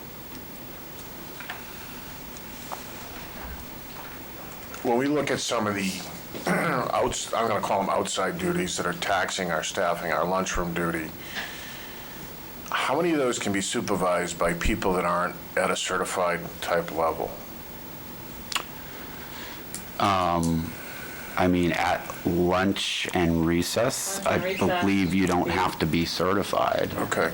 So are those the areas that is tying down some of our teachers and paras as far as occupying their time? So if we found a way to fill the lunchroom duty and fill the resources, would that take a burden off of the staff? That would take a large, it won't help us overall, like Ruth Ellen said, if we have, 3 to 4 staff members out completely for the day, that may not necessarily help in that regard, but the day-to-day. So how long is, I'm at the high school every day, I see teachers out on parking duty and teachers doing traffic. How long is that period of time that they're required to take out of the day? How long does that take out of their day? So, last year, the Henry Wilson staff, teachers all had 1 duty. This year, they all have 2 duties because we're just short-staffed. So the drop-off in the morning is 20 minutes. For how many people? All hands on deck. For the majority of our teachers have a morning duty and an afternoon duty. Okay. Some who do not have a morning and an afternoon may have a morning and a lunch, or a lunch and an afternoon. So everybody has So what is our officially ability, 2 Ruth Ellen, duties. if we were to get a list of volunteers to fill some of those duties? What would they have to have for, because, I would say, put the bar high, breathing and fingerprints done. so, And willing, really. That would be, Here's the other thing I'm thinking, if we can get volunteers, great, it doesn't cost us anything. If we look at our lines, and there's a couple lines where we're not going to fill, do we go outside the box, or we go to a security company, get an unarmed guard in here, and have them do the lunchroom and recess supervision? I've got to have more than one person in. Within the numbers. What I'm saying is, let's look at those duties. We're not finding, like, we had a problem with the cleaning companies finding people in, but you're probably not going to have a problem finding unarmed security people, lower wage, it's not going to cost us an arm and a leg. Maybe that's an area where we can find a pool of people to free up some of those staff hours. I think, Volunteers is another one, we may need both. but if we could start with, I was writing down a note. We need to refresh our posting for paras, substitute teachers in the community. We could also add to, Drivers. what? And bus drivers. Bus drivers, teachers, we have 4, we can refresh that, look for volunteers to assist with drop-off morning and night, supervising lunch, and then also look for contract assistance in those areas to bring forth, hopefully at the next meeting. So, because if we could get a contract from, whether it be security guy, I don't know, typically that's probably where you would see the type of, provide the bodies that already got their background checks done. We have to redo them to meet our requirements. But yeah, if we can backfill that either with volunteer positions, part-time positions, or contract positions, and we need to take the same approach.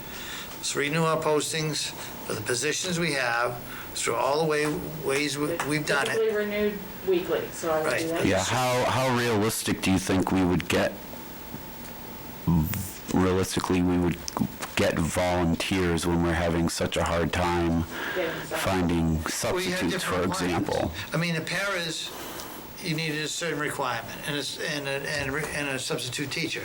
But if you go into the community and say, hey, we need somebody who's willing to help out their time in the morning and night during drop-off, Well, substitute, you just need a high school diploma. Right. And we're but still you might having find a trouble. parent that says, well, I'm there anyways, dropping off my kid. I'll show up early and leave late to assist in those duties. And you might have somebody that says, well, I worked in a, I can do this other volunteer, or we're going to pay part-time wage. I mean, it's great if we get a volunteer, but we get somebody to volunteer.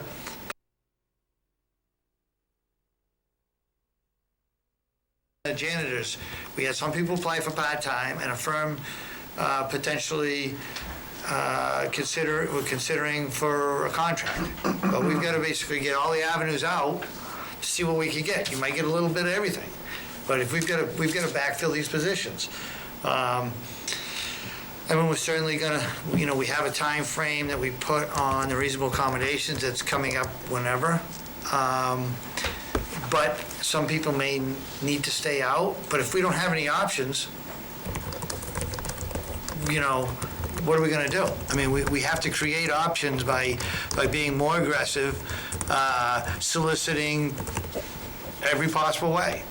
We got to think outside the box, because we're not the only district that's running into some of these problems. And if we do what everybody else is doing, we're not gonna get anything. Right. If we just do what Exeter's doing, they get more money than us. They get more people to draw from. We're a smaller community with less funds available, and we got to be more aggressive and to fill these positions, because it's an obvious problem. It came at the last meeting before, the meeting before that. And So what do we do now, because it's... Well, at the last meeting, from what we've heard tonight, we need to put out also for teachers. We got to go back out for the bus drivers, along with renew the things there. But like we said, volunteers to help in some of these small areas that will take burdens off of the teachers to free up some time, even if it's one of those assignments. If you can get it down to not all the teachers have 2 assignments, you've got some breathing room. I mean, ideally, if we have to go out and get a contract firm for somebody to sit on lunch duty, that's what we're gonna have to do. And for bus drivers, we've had 2 or 3 people who've been interested, but our wages aren't something they'll jump for.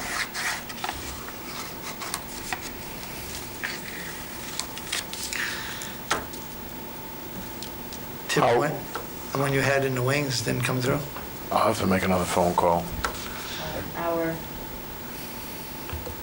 Same comment, as far as I understand. But I mean, Okay, so what's the difference between what we're offering and what they're looking for?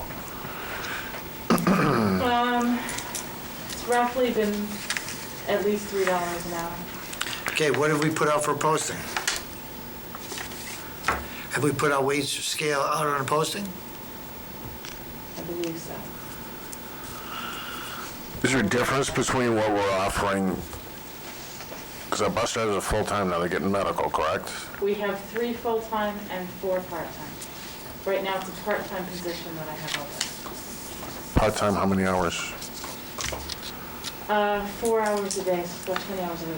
Have we reached out to the contract bus drivers firms to see if they could rent us a person? Yes, and we are small potatoes, and they're not interested. They have their own issues. They don't want to deal with us, or anyone else for that matter.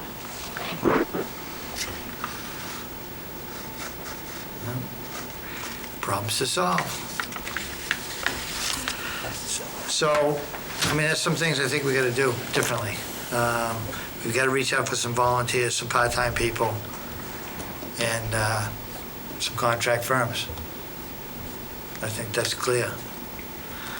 I mean, Matt, one of the things that I see on all 3 schools that are pretty effective is the social media. You're very good about communicating with the community through that forum. I don't know what your policy is on getting approved content, whether that's you or it has to go through a chain. So I'm not advocating to bypass that process, but what I'd like to see is go to the community and say, hey, times are tough, we need help. Anybody got a day a week that they can volunteer to help with lunch? And not just have one person, I don't know what our normal staffing is in the cafeteria, but if we have normally 4 teachers in there, that's what we want in there for volunteers. I guess my next question would be, if a student's in, say, a study hall, We don't really have study halls. Okay, you've got free periods, no? Not really. Well, the teachers have a prep. Teachers have a prep, but That's, when a student's not in a math class, He's in an English class. Okay. Or he's in a science class. so there's no free periods on the schedule. Not really, no. Okay.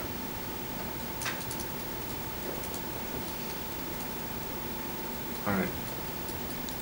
Yeah, I mean, Tim brings up a good point. We need to reach out through social media, whether it's on a school-by-school basis, whether you can work with Ruth Ellen and post to come from your school of what your needs are, and other schools go out to their parents, and reaching out to anybody they know as far as volunteers, willing to work for pay, and we got to try to find some contract firms to put some people in here.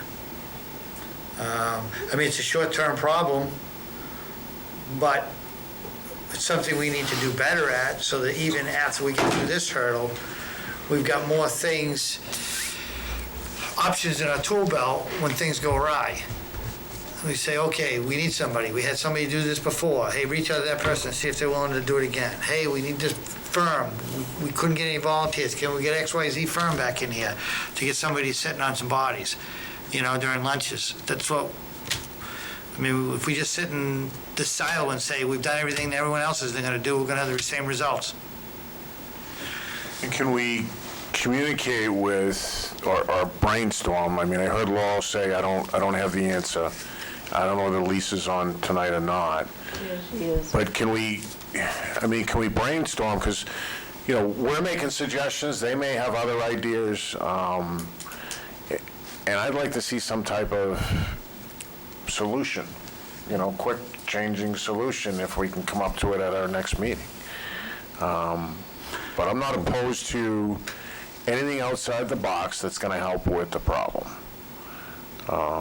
If we have to, have security people in to help with, some of the parking details in the morning, that's great. That takes a function off, that frees up time, takes off a burden. Meals is another. Anything else that they can think of that can help us out, so one teacher can get a break and make sure that they get their breaks, and hopefully by the end of the year, we have a vaccination and it's rolled out to school level by the first quarter of next year. The plan's in place, the distribution's quick. We just got to wait for that yes, and then we're on the other side of that hump. I mean, the other thought is, I think, Ruth Ellen, you should seriously consider sending a letter to all staff, putting the urgency of what this district needs as far as their individual attendance, and try to, if at all possible, schedule their personal, any things they need to deal with personally, outside of school business, so they can be here. It's regarding holidays, getting your car registered, I mean, all those little things. It may not seem like much to one individual person, but it has a domino effect. It's having a domino effect in here, and I think we need to reach out. I mean, it can come from this board. I've already done the holidays part. Well, I think we got to do it again. And we need to reference that every day matters, and it's, when somebody is out, it's continuing to make it more stressful to the people who are left. And we got to try to keep it together, and that's everybody doing as much as they can. And some people are going to have to make should be making some sacrifices that they don't want to make. Can I ask a question too? And it's I guess it's a DOE question. At one point in time, there were certain categories of employees that were exempt from the quarantine. And at one point in time, they declared teachers as essential personnel. But we are not as far as the travel piece, because Okay. I've looked at it. Okay. Looked at it on paper, or looked at it? I've looked at it through what DHHS has put out Okay. as essential workers and the travel restrictions. Because I don't, and We're not included there, we're included in some categories, Right. but not others. but that might be a conversation to have with DOE, to have with DHHS, and I'll be happy to send the email. In one, Thanksgiving week is a prime example, and they do it in the private industry. Do we say you can't travel?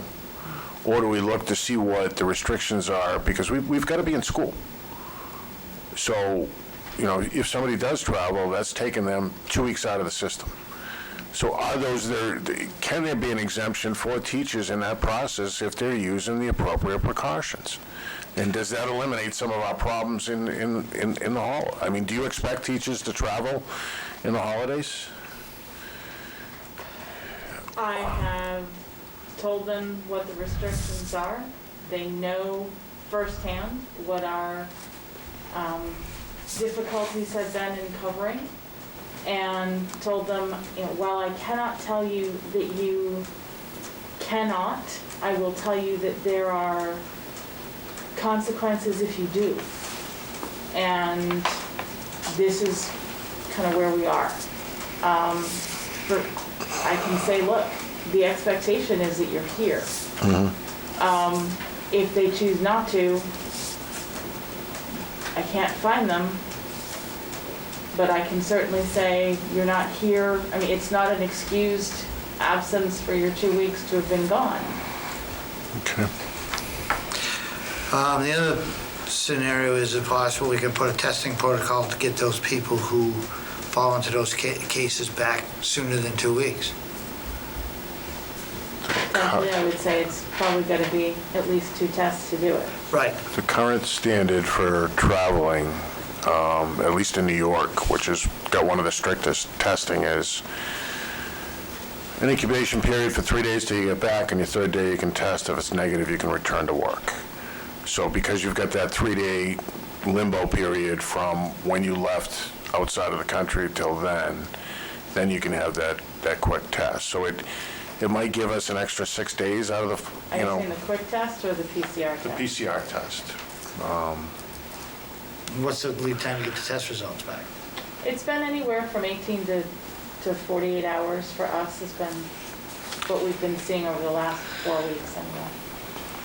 So, and that's something maybe we could consider for this holiday season, if we have a couple of those scenarios where people have to travel, that we can get them back to work sooner to minimize the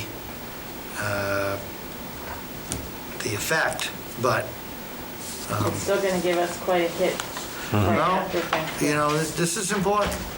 And, you know, I'm going to take it I'll be honest, I'm going to take it very seriously. When it comes time to sign contracts, who are the people who pull on the plow and who are the people not? And if they expect anything else out of me, they're sadly mistaken.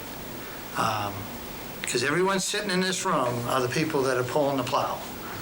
And it's not, and when it comes to being the person that's the ultimate employer, we're going to reward the people that contribute the most. And if we need to find people to replace the people that aren't contributing as much as the rest, we'll do that. I know that's politically incorrect. Charlie, there's a process for that. You can't just throw that out there. Well, You're not you going can to sign say their that. contract if they go on vacation. Laura, we need to have people that will come here and contribute and do their fair share. That's what I've said, and that's what I'm going to continue to say. Take it any way you want, but the reality is, we need people to work together, and everybody needs to pull their weight, and it's not fair for, just like you said earlier, for you to bear the burden of people not pulling their weight, and that's what I'm saying. It's not fair.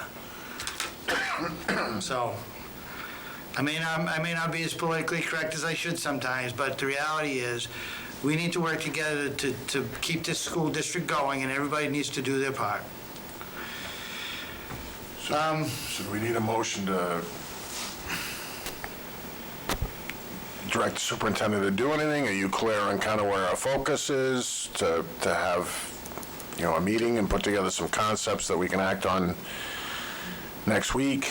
So when you say, let me clarify, or do you want me to? Social media for All the positions. all the positions, Volunteers, outside contracted drop-off, service. pickup, Yeah. lunchroom, even if we're gonna look at part-time people and contract services for those positions, along with trying to get out the word for our needs for teachers, paras, substitute teachers, bus drivers.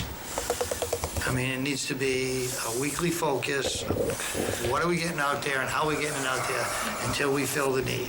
If we don't do it on a weekly basis, we're gonna fall short and we're just gonna be right back here in 2 weeks from now and saying, well, we don't have anybody. Well, we've got to, as a group, turn up the pressure to get the word out.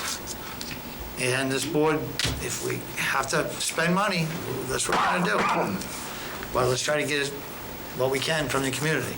And I would say, you know, if we were looking at a position that may need more financial support to get it done, it may be the bus drivers. Redo the posting, without a pay scale. Well, basically, I'm not opposed to offering a interim financial solution. I mean, I'm not ready to change the pay scale. Signing bonus, or short-term, if somebody's a part-time person, I mean, we can look at that. As far as incentive, that, you know, if we're gonna do that to part-time people, we're gonna have to consider doing that to our current part-time people in those roles. I mean, fair is fair, so, I mean, we've gotta, if it's that tight of a position and it's a short-term problem, we can potentially deal with it on a short term. I don't know, what are your thoughts on that, Tim? I'm good.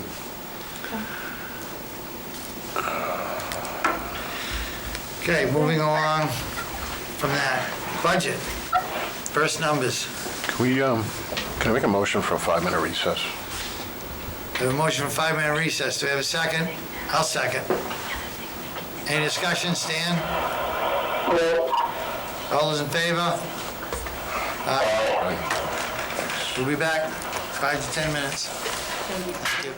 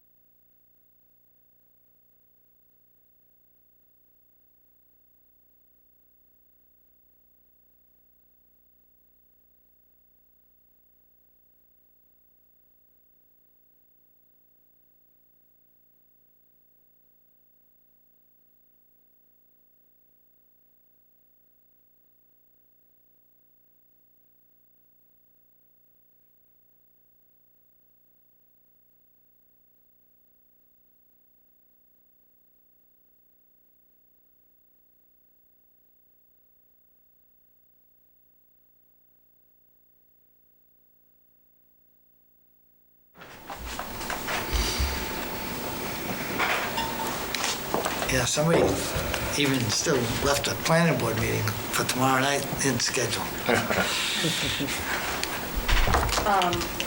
Can I bring up one more point on that travel restriction before we move on? Okay, are we back up? Yeah, you're all set. Okay, go ahead, Bruce Allen. On the travel restrictions? Just wanted to make sure that people understand too that the way DHHS has structured the travel restrictions, that includes if you go outside the New England states or if someone from outside the New England states comes to visit you, it works the same way because they consider the exposure the same. So just as families and staff are looking at that, make sure that that's kind of part of your mindset. It's not, well, I didn't go anywhere, everybody came to me. If they came to you, that still counts the same way. What if we cancel Christmas vacation? Well, Grinch and Scrooge are already taken, so. Maybe they're sitting here. Which one of you is green? That goes back to the rough around the edges. Moving on to budget, first numbers. So, Did we skip something an agenda? on the agenda? Hold on. No, No. we didn't. First numbers, okay. All right, so on the budget, you have two pieces in front of you that are, Which one you want to start with? let's start with the two-pager, because it's the fast one to look at. What's the title of it?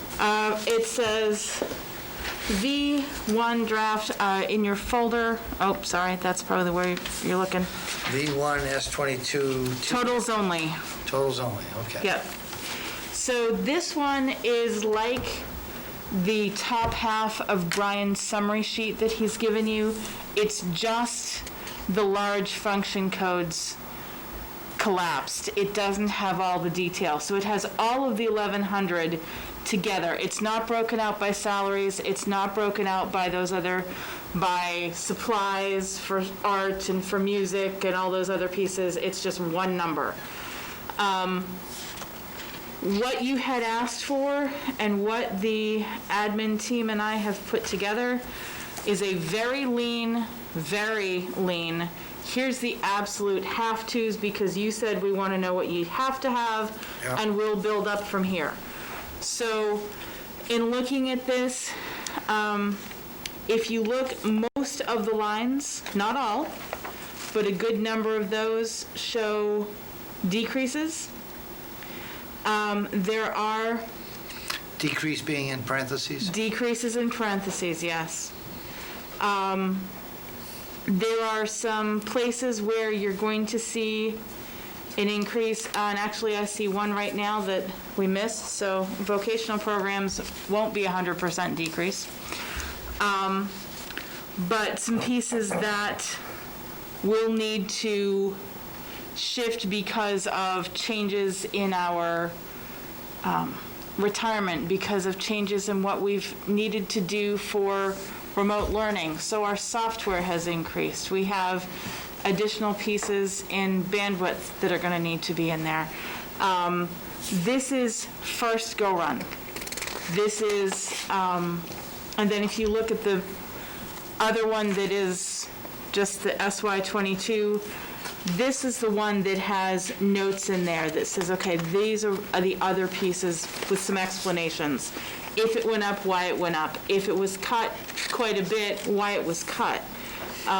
What's included. So rather than just athletic dues, it lists each of the dues that are there. Software, it lists each of the pieces that are included so that you know what it is that's there rather than just a lump sum. There are a couple of these lines that do not have breakouts. If you look at the 2210s under the curriculum and instruction, we have ballparked for curriculum adoption, we know we're going to need to do that. We don't have the particular there, but we know in ballpark, it's going to be about 45,000. So that's what we have in there. And obviously, if that becomes the adopted budget number, we will be looking not to exceed what we have there. But I don't have a hard and fast quote for you on that tonight, because that's still in process. The board had discussed wanting to have a contingency line. I did put a line in with a placeholder there. That's in the 2900s, way at the back. And I put in a placeholder of 50,000, again, subject to board discussion. Under 2,900? Under the 2,900 lines? Line 851. So that's in that total of 242? Yes, it is. So do you want to kind of go down through this now and answer a couple questions? Certainly, we can answer questions. I mean, do you want me to go, I'm guessing not line by line? Do you No, have questions I you already? would just start. Okay. I mean, if I just go down through this, and some of this, you know, I mean, a lot of this is small changes, some are significant changes that are down, which I'm sure you have a reason. Well, the vocational programs, you said, is not going to be zero, so. No, it should be pretty close to what it is now. And when we go down to this, like the first line, it's a significant increase, 2113, social services. So, So 2113, that is actually the SRO line. okay? And this Yep. is the year that it's 100% payment. Okay, Can I stop there for a minute? go ahead. My understanding on the first run of the numbers is we were going to look at the very basics and what it costs for us to put on the very basic bottom line, this is required, our education. My vision of the process after that is, as staff brings forward programs, one of which would be the resource officer program, are we going to fund it? Are we not going to fund it? Are we going to do a warrant article? And I'm seeing that in some of like the social worker lines that are in here. One of them is grant funded now. We don't know whether it's going to be grant funded next year or was a one-time extension. So again, that's a similar program where that money, I think, should be pulled out, and we should make a decision as the board. We're going to fund it, we're not going to fund it, or we're going to put it forward to the taxpayers in a warrant article. And This at least gives you where it lives and how much it is to decide which direction you're Right. going to go there. Yeah, and I think what we can do to accomplish both things is if we flag that, and whether we put an asterisk next to it and say, this is of what it is, knowing that it could be considered to be non-essential. You can kind of flag it in this budget, or you can redo it, or you can just flag it too. I don't mind if it's flagged and when we ask those same questions. It's just, I'm not going to physically go through the budget and write the budget to make those determinations. So, I mean, that's going to come to us as a board with the direction that I think we've given, if that makes sense. So I guess, There might let only me be a give few you instances of an that. example, like the SRO Yeah. position, because it's been in, I didn't see that as a flag as an extra. It's been there, and it's something that is, I understood it's an agreement between us and the town. And here's my vision on those type of positions, including the social worker, is ultimately, it's going from a grant position to on the taxpayer rolls. Does the taxpayer make the decision, yes, they want to fund it, or no, they don't? And once we've heard that in the first instance, then it goes back into the budget as an annual program. That's only my vision, 1 out of 5 people, but I think the taxpayer needs to have a say in that process. Do we want to fund it? What happens if we don't fund it? What are the consequences? Yes, go ahead and fund it. Versus us as a board saying, yeah, we're going to fund it. And I understand that with the SRO, it was a 4-year process of partial funding up to last year. The understanding was that was on the district to pay this portion and the town to pay Right. that portion, and it was an agreement that that's Right. what was going to be completed. So in that position, Understood. we've already agreed that we would pay the fourth year. No, we haven't. Isn't it part of that, the grant portion? We haven't agreed to anything.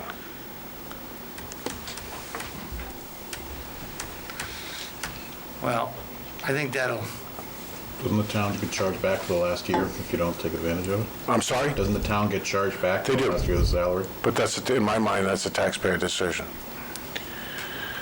And that's probably going to be a reasonable reason why the taxpayer is going to vote for it.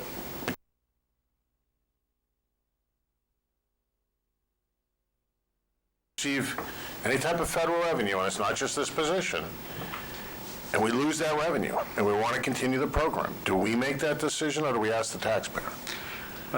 well, I'll agree with you in principle, but I don't know if I'll agree with you on that one.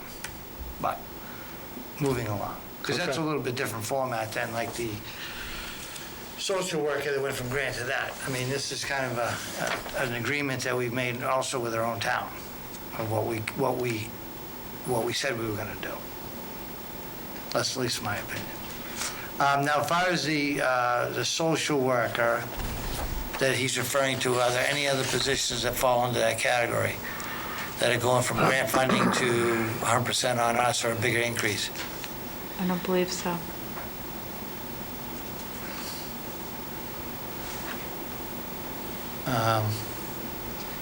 I do have a one-year position in Title I that will be ending this year. We are not picking that up again next year. So that would not be coming into the general fund. Okay, so if we go down, and I'll just cherry pick a little bit here, based upon percentage increases. We have 2160 and 2210, which is an increase of, say, 14% in physical occupational services. And the next one is instructional curriculum development services. So on the first one, it's an increase of 14%. So if you could just briefly describe what the increase is caused by. Physical and occupational services, you've got two drivers there. Number one, part of that is contracted service, which is going up. Okay. The second is what we have for in-house retirement. It's Is- went up because we have a on-staff OT person, so her insurance, well, not insurance, but sorry, teacher retirement piece would have gone up. Let me look at it. Retirement went up 11.68% for her, just for that position. But that's percentage of her wage. Right, The but whole this- line is up 14%. This position also, this line also includes contracted service, For which, physical therapy. yeah, yeah. So for me, it's like, okay, that's a, you know, it's a big number, it's a big percentage increase, 14. but it's also a big number to start with. And not a huge number, but, I mean, maybe if you could look at that. The next one, instructional and curriculum level, it's a 20% increase. I will say that a big jump in that one is health insurance, and we'll talk about why. But Okay. So it's change in benefits? Yes. Okay. The next one for me is the instructional curriculum development. 2110, and that's where I told you that we added the 45,000 for curriculum adoption. Okay, So okay, if you yep, look at that's the right. overall increase there, it's actually less than we added. Yep, you did say that. Okay, school board services. Increase to 21%. What makes up that? Let me go back to that one. 2310. Yep, I'm looking. So, under Election officials 2310. went up. Election officials went up. Well, how did the election officials went up under the treasurer spot, correct? We added to the treasurer's spot, our, But can I ask a question on that? sure, Is that to compensate the part-time deputy? yes.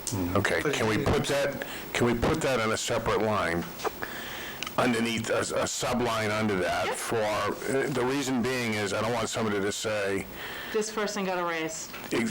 That's one, and number two, I want to separate it so we can show the distinction, because if the deputy's not working, we're not paying him, it goes back to the taxpayer. Okay. If somebody gets sick and we need them to fill in, then we have the means to compensate.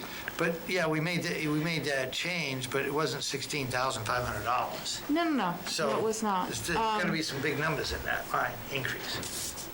I think her stipend is 12. We did add additional to Yeah. legal based on what we had paid, Okay. and Speaking of which, there were, be next week. okay, You'll that was see my it next question. week. Yep. I knew it was coming, yep. You have 2 RFPs on the table for next week. Okay. We did bump up printing and advertising based on what we've been paying as well. Okay, so the only one to be substantial increase from what you just listed would be legal. Yes, So of that 16,000, how much of that is the legal increase? 11.5. Okay. So printing was probably the next highest one? Yeah, printing and advertising together is 1,100. Okay. Moving down to fiscal services. 2520, increase of 34%, up 5,000, from 14 to 18. Yes, because we are looking at adding significantly to our postage, which has gone up considerably, as well as the overall increase there is $4,900. 3,000 of that is postage. So when you say go up, and I understand why it's going up with the letters that went out to parents and special ed and stuff, but are we comparing that up from last year to this year, or? Comparing at the end of last year, we were at more than $5,000. Right. Even in the year before, we have overexpended Right. the postage lines the last few years, Right. and they needed to be adjusted. What they expended in 2019 to 20 was 18.6, and now they're budgeting 18.9 instead of 14,000. Under fiscal services? Yeah, Yeah. that's what it says, Okay. So is that a $300 difference? 5,000. Well, $300 different from what the actual was, but what the budget was Nope, that was, all right, you're looking at $300. from what was expended versus what was now budgeted, but the prior year adopted was 14,000. And now you, what Right. final expended All right, and it's not 18,000 in postage, it's 18,000 for fiscal services. fiscal services. Right. Well, you're saying what you're budgeting now is what you've expended in the past. Pretty close, yeah. Okay. I should have looked at that. Vocational transportation. It's up 11,000, but it's up 50%. And so I guess if last year you budgeted 22, year before you spent 15.5, why is it Hang up on, I'm getting there. another 11?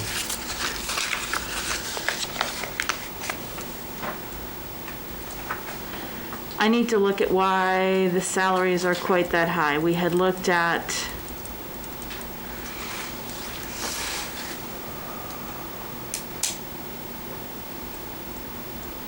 that may be high. Let me look at it. Yep, Yeah, the next two are the same. yep. Well, one's for athletics and one's for transportation, and they're all, Well, athletics, it's pretty much, it's almost flat. yeah, well, the next one is field trips, so it's up 30%. I mean, it's not a huge number Right. that you started with. Informational services. It's a pretty big number, so there's got to be a lot of stuff rolled into that. 394,000 up from 329. $65,000 increase. So what is? Okay, so as you look at, Can I get a line number? 28. so it's 2,800. Yeah. All right, 2820, excuse me. Some of our larger increases, we're looking at, obviously, again, retirement. We're looking at replacement of So computers and equipment. when you say informational services, what is that? 2820 is technology. The informational services, those are your tech lines. Okay. Yeah. Things like Power School and Power all School, that. right. So if you look Messenger. under, on page 28 of 29 of the detail, Okay. you know, our software licensing is going up $11,000. We are looking at replacement computers for teachers at the high school. They're next on the cycle to have their laptops replaced. Most of those laptops are currently out of warranty, and they're running 5 to 6 years old. It's time to replace those. Can we stop you there for a second? Sure. As we're looking through the budget, can we look at what we have to replace in the budget, but also what we have to establish each year for a capital reserve fund, so that as these things do wear out, they're replaced kind of like as needed, particularly on, we're buying, what, 200 Chromebooks this year? What's our total number? Yeah, it'll end up being 350. about 350. Okay, so we're having 350 Chromebooks come in to the district at the same time. At some point, these are all going to break pretty close to the same time. So we probably want to look at a savings program where we do a little bit each year. Right. So when it comes time to replace them, or if we have, to, something's lost, stolen, beyond repair, we have that savings account we can deal with. Jen and I are looking at putting together a replacement cycle so that we can give that to the board, so you know what would be coming up when, so that we have an idea of how much that would mean each year. So again, if you're looking to put away toward that full amount each year, are you looking at trying to make sure that we've done some leading up to? We shouldn't have a big replacement next year. But as Tim said, that's going to be coming. But we have other things that have been purchased in the past. Well, the other way to do it instead of a capital reserve is to stagger the replacement. Right. And so say they have a 5-year lifespan. So you should be, say, a minimum, you have, if you give out 100 computers to staff, you don't have 100 of the same users.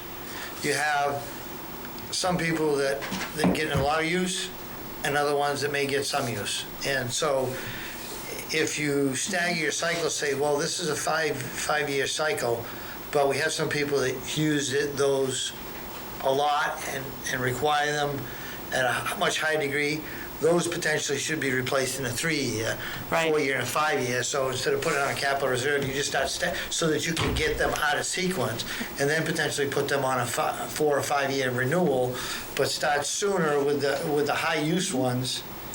And that's, so, I mean, or you can do capital reserve, but then what ends up happening is if you do it that way, when you try to budget that, and then a board doesn't budget that because It it's gets tight kicked one down year, then all of a sudden you don't have the funds, instead of trying to get them all staggered, even if it's intentionally replacing the high-use ones early, so that it becomes more of a line item that's consistent every year. but, and in the last group that we replaced, we did the laptops for staff at Valley View. Special education laptops have been replaced, and so the high school is the next one in the cycle.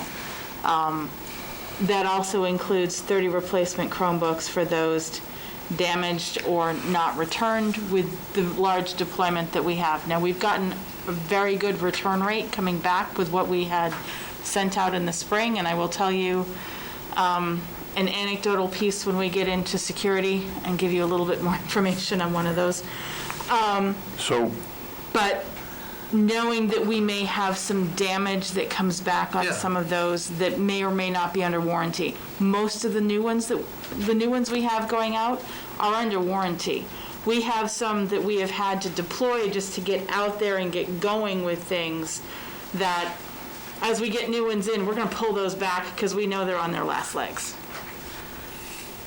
Tim? So if we're getting stuff come back into the district that's damaged, I'm assuming damaged is intentionally or negligently damaged? Not always. Okay. Sometimes, but not always. Or it comes back, it just doesn't work anymore. Right. You know, Okay. sometimes you get a black screen of death. Yeah. It doesn't mean it's because someone has done Okay. something intentional. All right, so I'm misinterpreting your Right. use of the word, okay. It comes Coming back back. not working. It comes back in unusable condition. Okay, all right, I'm good with that. So the next line at 2,900, other support services is another significant increase. There's two issues on that one. One of them is we have several retirements this year, so we have the budget for sick day buyouts, which will happen after July 1st of next year. And the other one is the contingency fund. That's where the contingency fund was put into. Okay. So you got 96,000, so if there's 50,000 in there for contingency fund, you're saying the buyout on vacation is a sick time? It's the buyout on sick days that's part of the, if teachers had let us know by October Yeah. that they're retiring, they get a higher buyback Right, on their yeah, sick aware of days. that. That's what that number is. But it's 50,000 of that number, or 40,000? 54. 54,000? We had, last year we It's all budgeted, met, but we most of it's budgeted maxed out. $6,000. Is that? We budgeted for this current year, $6,000. Obviously not enough. When we calculated it out, it's going to be closer to that $54,000 number. Which is why we're paying it next year. Of course, that's if they don't call out sick at all this whole year. Right. You know, If they call out sick, we have to replace their services with somebody else, which costs us money. So but it's not as, the sub is not as much as the buyback in all instances, so. So we can make that happen. Be nice. now, this is a one-time bubble based upon a change in an old policy that's left in fact? This is a change in policy, and frankly, I think we're having a larger number of retirements this year based on where we are. We've got some folks that are like, I'm not doing this again. We have a staff that has a high number of teachers who are at that end of their career. And So what is the max payout based upon, say, an individual with high seniority? it's 50% of their per diem if they retire and tell us by the 1st of October. And what's their max allowable days accrued? It's the days that they have They max out as 100. accrued. It's, It's 60? I think it's maxed out at 100. No, I think it's maxed out at 100. It's a high number. 60 sick days, isn't it? Yeah, I think it's higher. Let me check the, Teachers don't have vacation time, they don't have buybacks on that. And if they But if it's choose, 100 days, it's half a year. roughly, if they choose to retire now and hadn't let us know, then it's a lower percentage that they have as a buyback in their contract. And I have a couple people who are thinking about another year because of that. So that, other support services, what else is in that line?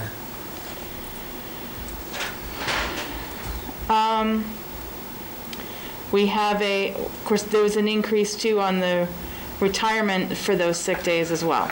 yeah, you gotta pay FICA and retirement on the sick days. So because the retirement has gone up, it's considered wages, you have the extra amount that's paid on that as well.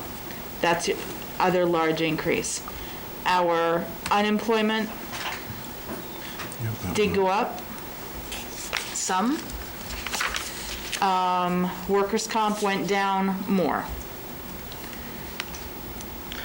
So, Teacher's contract is 75 days accumulated. Yeah, we have, a lot of those retirees are at 75 days. Do you realize we allow these days to accrue, they keep costing us more each year? We'd be better off to buying them out each year and not carrying over for 20 years, which is some cases of what we're doing.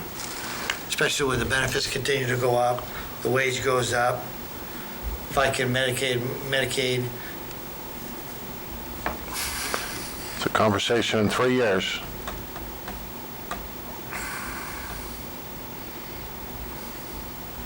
We made some changes on the town side. We should be basically potentially consider reducing the total amount rollover and cashing the balance out. Just a thought. Be better off for the teachers to get it that year, and better us in the long term and not get hit with these unforeseen liabilities.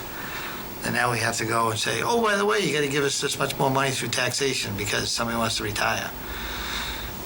Just a thought. I'd look to take it away from part of the benefit, but the accrued liabilities just get to be big. I mean, the town had it on some senior people, like Kathy Seaver and Dale Sprague, that worked 35 years. And when they went to retire, they were on their own policy, and it was a pretty big check. And they had budgeted for it in a capital reserve, and still was pretty much, I think, behind the 8 ball the last few years.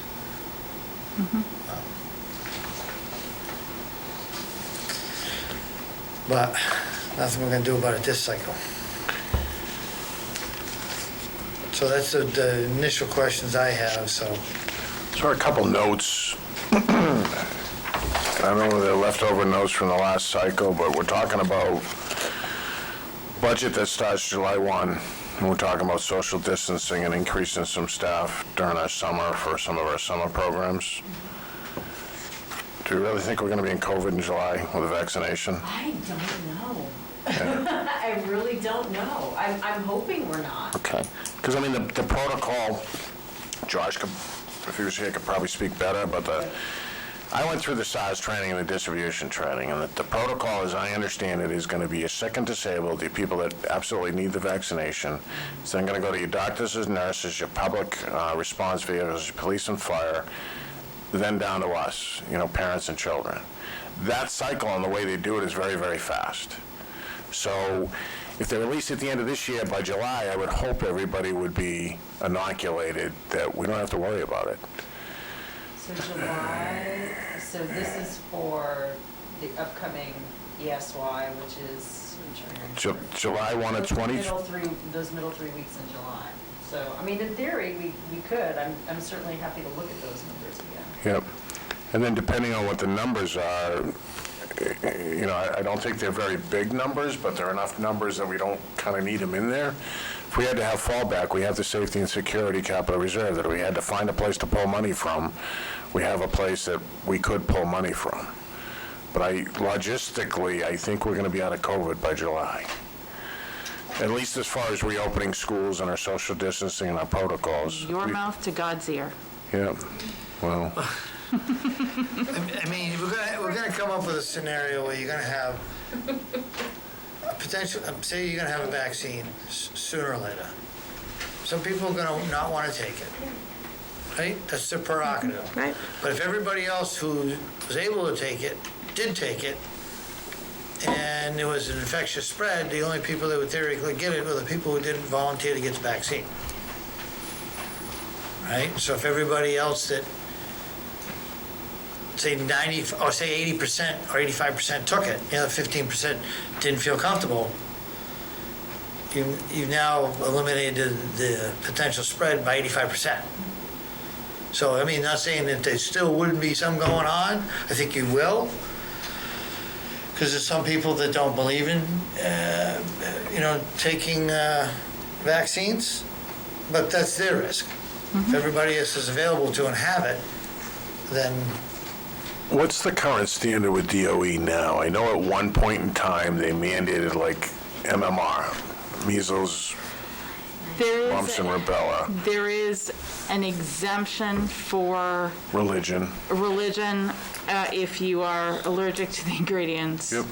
And that's pretty much it, that you can. So I guess a good question on the And next. if there's an outbreak, if someone hasn't had it, they can be excluded from school because of it. Right. So I guess the question on the DOE side is there any vision on DOE's side of mandating this as a required vaccination?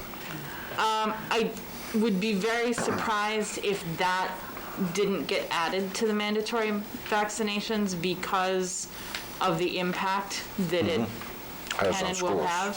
So you But I think can't it's speak. likely?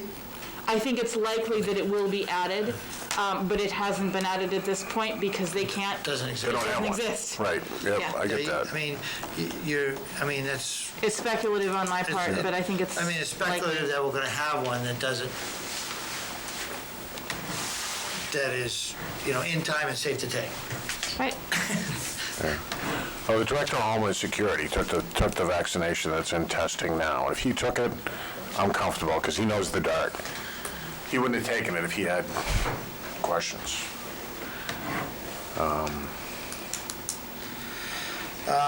So anything else on this first stab of the budget? And where do you see us going from here at the next meeting, Ruth Ellen, regarding that topic? Well, I guess that's my question to you as far as, you had talked about what else we needed to add. I brought this in very, very lean. Okay, so I think at the next meeting, I would like to see, so I asked a couple questions on those topics, you're gonna go back. Yes. And then do you have an additional list of things that you wanna add to this budget? Okay, Is that gonna, for the next meeting? we can have It's that. gonna be, whatever that list is. Okay. I mean, it might be some of the members that are not here may have some questions on the space budget.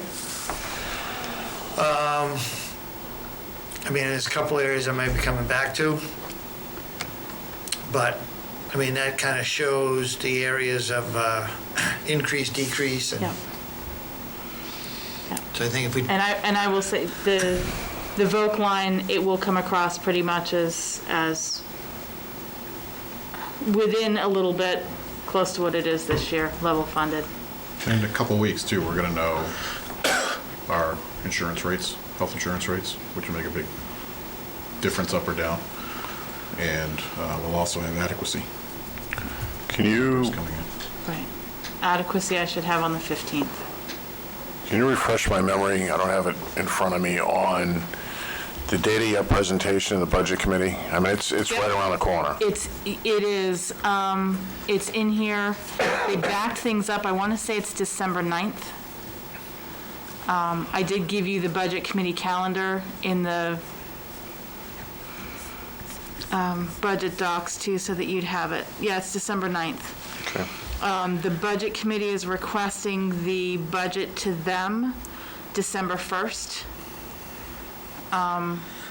So that would give us potentially any other tweaks that would have to happen on the got night three of more- November potentially 30th. 3 more meetings. Cheryl and I are doing a whole lot of copying and printing first thing in the morning. Right, but if we're 3 more meetings, 9th, 16th, and 23rd. And then the fourth one would be the 30th. Right, but if you're gonna get it to them by the 1st, it's gotta basically, Well, it's you stay up, you get it done, and then you print it the next morning, well, if need be. Best if not needed. I think sometime around Thanksgiving, we need a workshop. I mean, I think it would be a workshop with the board just to do budgeting. well, why couldn't we do that in, this is our regular meeting? Yes. So that 23rd, which is the week of Thanksgiving, Thanksgiving's the 25th? Yes. It's 26. 26th, that was close. Why couldn't it be that day? We just do It could, budget only on the yeah, I mean, 23rd. Because your regular meetings are 2 and 16. Right. Assuming you were planning to meet the 9th and 23rd anyway. I mean, the 9th, we could, I mean, that's not a regular meeting, so, I mean, unless there's something drastic that needs to be on the next week's meeting, it really should be stripped down potentially just to budget. I mean, unless there's some stuff we gotta do Right. regarding other stuff, but, I mean, Do you want, is next week too soon to do the workshop? I think so, because we have to see what you're bringing forward for other I mean, it still could be a main expenditures. focus of the meeting. Right. But if we have other things that need to happen, but ideally trying to wean that off and on the 23rd. Well, you can do more Basically, than one the only budget budget. workshop too, if you wanted to. But here's my other, I said workshop. On the 23rd, do we do a meeting just on the budget, because you have to have it at the budget committee by the 1st, Yeah. which is the following Tuesday, and if we do a workshop, we can't vote on it. Right, just be, that's the content of the meeting. Right. Just budget. Okay. So I said workshop, I just wanted to clarify that I think we need to have it as a meeting, because we're going to have to make some votes, and we can't vote in the workshop. Yeah, I think. Do you want the 9th as a regular meeting as well, or no? Or is that Well, a I budget think we just workshop? need the 9th is next week, that we just try to focus on paring it down to the absolute, anything absolutely necessary that's got to come before us on top of budget. Got It's it. not absolute. I mean, because we could have a student issue, we could have a personnel issue that Well, we we've got got to deal the, with. we've got the teachers issue that we put out there that we're going to review and talk about in a week, were we not? On the staffing? Well, I think that was put as an absolutely needs to, Yeah. because I've been given a directive to bring, Yeah, I mean, that's, But on the 9th, so we're going On to the 9th, discuss, I yeah. just don't want to lose that on the 9th No. because of budget. I want to make No. sure that's an agenda item on the 9th. I mean, that's kind of like it's one of the hot things. well, and you just actually, can't talk it may inform the agenda moving forward, I mean, the budget moving forward as well. So, moving along on old business, policies for remote in-person attendance. So I've given you a draft policy JHA, attendance during times of remote choice and return to school requirements. This included what largely we had talked about, and I know we've missed a couple of meetings in between, so, and there is an active link there if you're looking at it electronically to policy JH, which is our regular attendance and truancy policy. But basically outlining parameters of remote learning and attendance definitions are in JH. Changes from remote to in-person and vice versa. Day-to-day shifts from remote learning to in-person are disruptive for students and place an additional burden on district resources. Therefore, the expectation is that the choice of remote or in-person learning made at the beginning of a school year will remain in place at least until the beginning of the current academic period, marking period. Should a change be required by the family, it should be brought to the building administrator for approval. The superintendent will be the arbiter should the parent disagree with the administrator's decision, and the board will be the final level of appeal. Expectations. If a student receiving in-person instruction is too sick to be in the building, the day should be used for recovery so they can rejoin in-person learning with better health as soon as possible. They are not expected to participate in classes remotely. If a student has been asked by a school representative or DHHS to quarantine due to display of symptoms or part of contact tracing, the student will be expected to attend classes remotely if well enough to do so and for the duration of the quarantine. If the student is ill, the absence should be communicated daily to the office, the same as for in-person absence, and the student is encouraged to use the time for recovery. If the student is waiting for the results of a COVID test, this should be communicated to the school principal. The student will then be excused to attend classes remotely. Results should then be communicated to the main office. School officials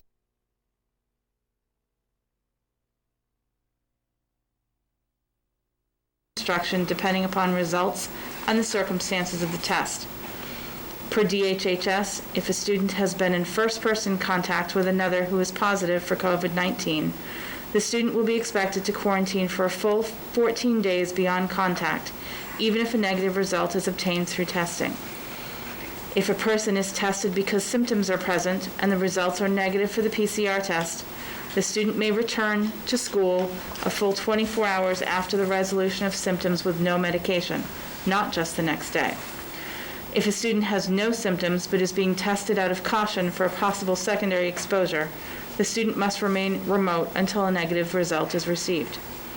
All testing scenarios require documentation of negative results for a return to school. If a student tests positive for COVID-19, a release from quarantine form from DHHS is required for a return to school. Attendance remotely requires that the student have cameras on at any time requested by the staff member with whom the student is working so that visual confirmation of presence, safety, and engagement can be made. Failure to comply will result in the student being counted as absent.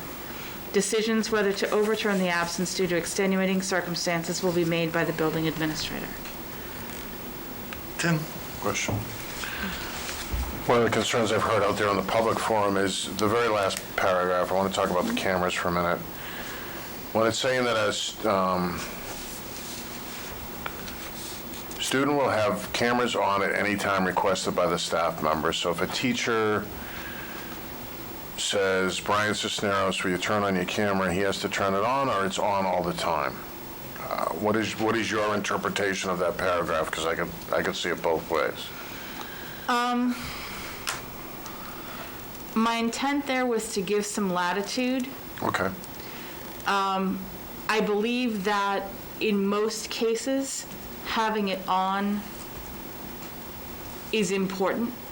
There may be some times when it makes sense to say it can be off, but the student needs to understand that if I say, I need you to turn your camera on so I can see you, that compliance is necessary, because we've also had issues on the other side of things where the camera being off is a flag. So say it would be a scenario where, please turn your cameras on, this is the instructional part of the class, and then, okay, there's some work I want you to work on in the next 15 minutes, you can turn your camera off, and I'll let you know when the time is up or whatever. I don't know what the scenario might be, but. I think having that latitude is important, but I think that, again, I do want to stress that for the most part, being able to make eye contact with a student even while they're working, to be able to, you see that frustration start to mount, to be able to step in before the kid's ready to chuck the Chromebook, Yeah. before the camera comes back on. If I read it, attendance remotely requires that a student have cameras on at any time requested by the staff member to whom the student is working with. So it sounds like, to me, when I read that, it's up to the requirements set forth by that staff member. So You read it differently? it was differently. That's why I was questioning kind of the change. So I'm a student. I have my laptop in front of me. I'm attending class. What am I seeing on my screen? Am I seeing other students? Am I seeing the teacher only? What am I seeing on my screen? You're seeing the other students who are remote and the teacher. Okay. And whatever is being presented by the teacher. So we're mandating that the cameras be on. What happens if I, as a parent, walk through in my underwear? Well, we do need you to, Warnings. we do need you to be aware of what's happening in your home. And we'd prefer that we not have a health lesson involved. No, and that's my point. I mean, I wouldn't do that. I use me for the example because Charlie would get upset if I pointed to him, but I just, I think it takes more than that, but. I mean, I like this, and one of my recommendations would be, as we're engaging students remotely, we ask them to turn their cameras on. I don't think it has to be on, personally, all the time. And I will say through Google Meets, they do have the option now of screening their background so they can be seen. Right. But we won't necessarily get parade in the background. Right, yeah. It doesn't always help with the auditory part, but. Right. Yep. I mean, I think it's the times we're in. I think it's short-lived, and I'm fine. I'll make a motion to approve as written. And I'll waive the, Go ahead, Stan. I was just gonna get, In the first paragraph there, under changes from remote to in-person or vice versa. It sounds, I just want a little clarification. The expectation is that the choice of remote in-person learning made at the beginning of the school year will remain in place until the beginning of the current academic marking period. So the current academic marking period would have the beginning in the past. Don't you mean the end of the current marking period? You want them to change in marking period lines, right? Yes, thank you, Stan. Okay, so it should be the end. Yes. All right, that's what I thought. Duly noted, thank you. anything else, Stan? No, that was it. Are you okay with the rest of it as written? I am. Okay. You had a motion? Yeah, I'll make a motion that we, so waive first reading and approve it as a Approve as a final read. final read. As amended. As amended. We have a second? I'll second. Any discussion? Not hearing any, all in favor? Aye. Aye. Aye. Moving on to strategic design, we spoke about that. We've already done that, yep. 500 clarification. Okay, so had a couple of questions, and I just wanted to make sure that I was interpreting for KJ and the 500 what the board's intent was. That was in your staff report, Yep, it was in my super's report. my supers report. What I've tried to do with that is to kind of just give you a heads up of what I'm bringing forward so I don't blindside anybody. So with that piece, there were two questions that came up for clarification. In limiting participation to Farmington residents, does that mean only students who attend school in Farmington? There are students with secondary custodial parents in Farmington but who attend school in another district. Where is the board falling on that? I think the initial intent was those who attend school here, but again, wanted to make sure that I didn't speak on your behalf where that wasn't what you So- intended. So a student may attend school, say in Milton, but partial custody with parent who lives here in Farmington is here on the weekends with that parent participating or no. Do we know what 500 Boys Club wants to do? They want to make sure that they are following your intent because they want to honor what We you've said- allowed them to do. So you're saying the student And I'm goes just to another throwing school that but out. participates in the Farmington 500 because... Has in the past, has in the Okay. past. And because parent lives here in, the one he's on the weekends, Okay. lives here in town. So, I, myself, am okay with that. It may be a rare instance, but the student is here on the weekends, then they're here in the community, and they have a parent here. I think the issue could be raised with a student living full-time in Farmington and attending a private school. They're not attending school here, but it's a public, it's a right. public facility. I'm okay with,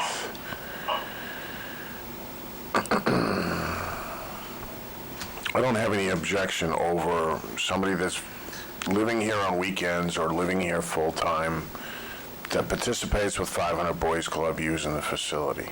I think and this is what they brought forward as far as excluding some of the other communities, Milton and Middleton and whatever. And primarily because we were talking about not wanting to necessarily mix the cohorts. So if we Right. have students who aren't in our schools, but that's why KJ said, yeah, I just want to get some clarity on that, and I wanted to make sure that I was falling on what you were thinking. I'm okay with it. I'm fine with that, number one. Yeah, number one. Yeah, I don't think... Number Okay. two talks about a mask requirement for Yeah, 'cause, school you know, only. Well, for school, we only have students as young as 3 in our 3-year-old program. So the question has come up, how low do the mask requirements go for spectators? Obviously, an infant would be exempt. How low is no mask? Is it walking? Where's the line? Because that's not a line that we've had to draw here. Our youngest kids are 3. I think we did put out the request for 2 spectators, correct? No more than 2 per? Yes. Okay. But if mom brings If Mark brings a child. younger, yep. I think we keep it the same as our school. I mean, why would we, if we're requiring a 3-year-old in our school to wear a mask, why would we ask anything differently from the public? Right, I guess they're asking, does it go younger than 3 for masks? CDC has said 2 or older. And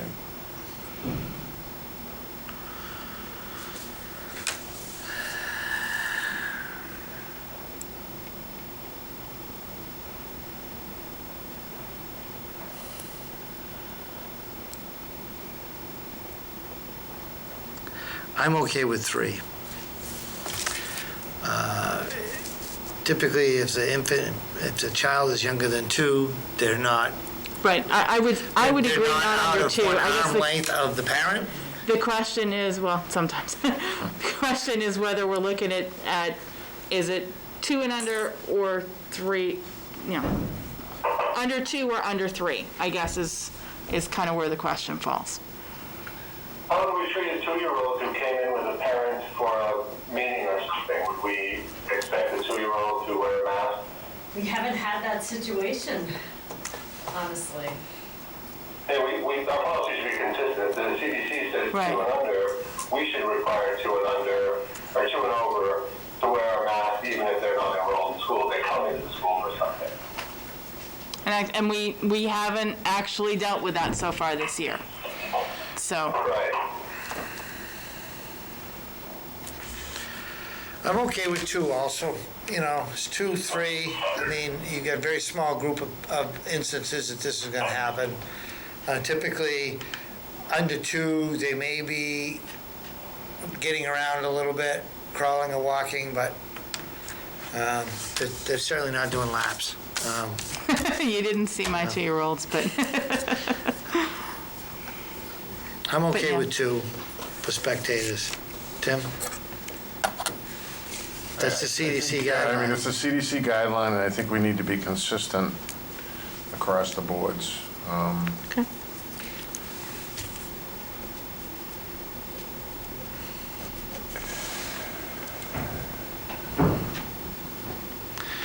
I mean, if it comes to a situation now, when the spectators come in, we're assuming we're having masks on the full-time, or just when they're transporting, and what if they could be seated more than 6 feet apart? Still required to wear the mask? we've been asking them to be Okay. masked. I mean, yeah. I mean, some of this is, because if you have someone brings in a 2 or 3-year-old or 4-year-old, what's the ability for that 3-year-old, 4-year-old, or 2-year to keep the mask on? And if they're not able to, do we have a policy where we ask the parent to separate themselves from other people and maintain 6 feet of distance, or are we going to tell them to go home? I mean, that kind of gets into the gray area.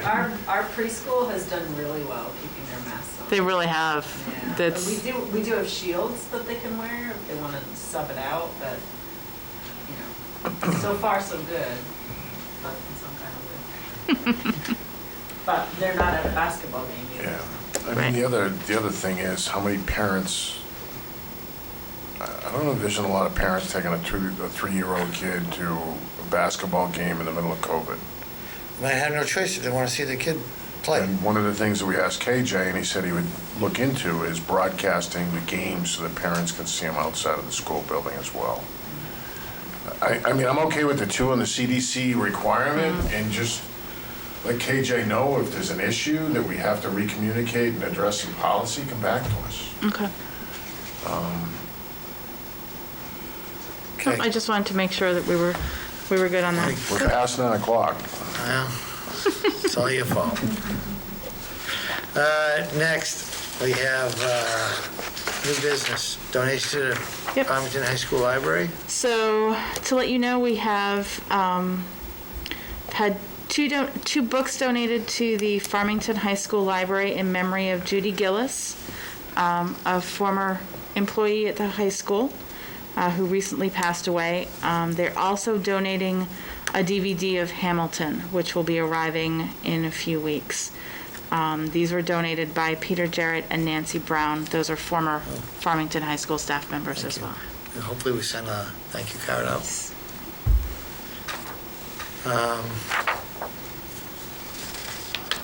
Next is supplemental public school response fund. Yep. So this is the $200 per student fund. Brian and I sat through a call with the state last week. This is the money that initially we were told you're going to get $200 per student and you can spend it any way you want to.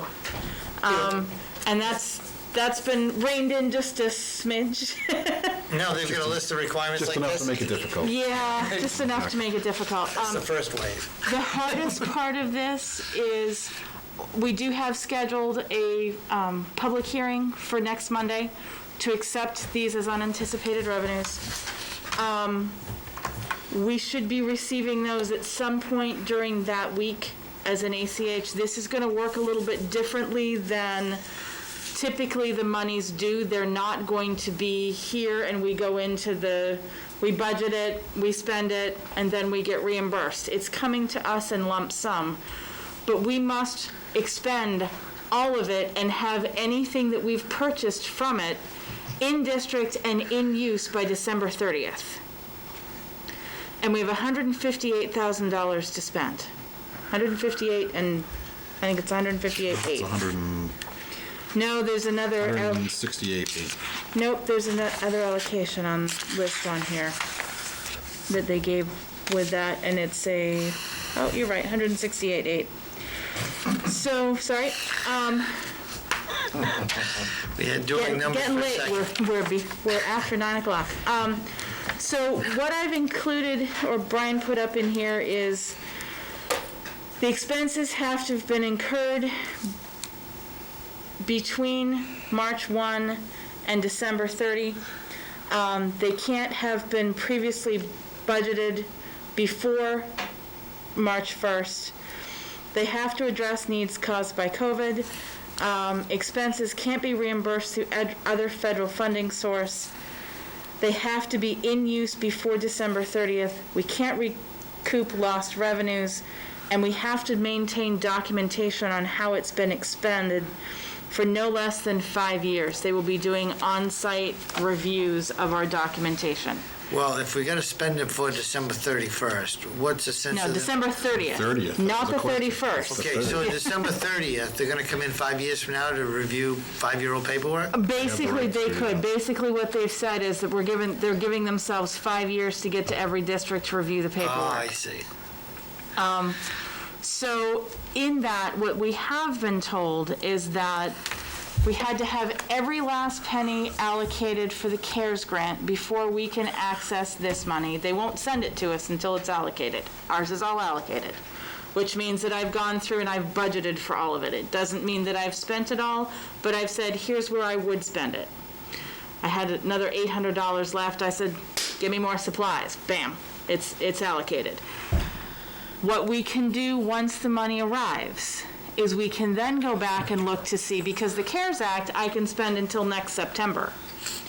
So I can then take what was approved here and I can shift it and get it expensed. So I'm thinking the technology piece, that we haven't gotten all of that back from the CARES Act yet, I'm gonna put on this 158, or at least the ones that we will have The in Chromebooks. district by that time, yes.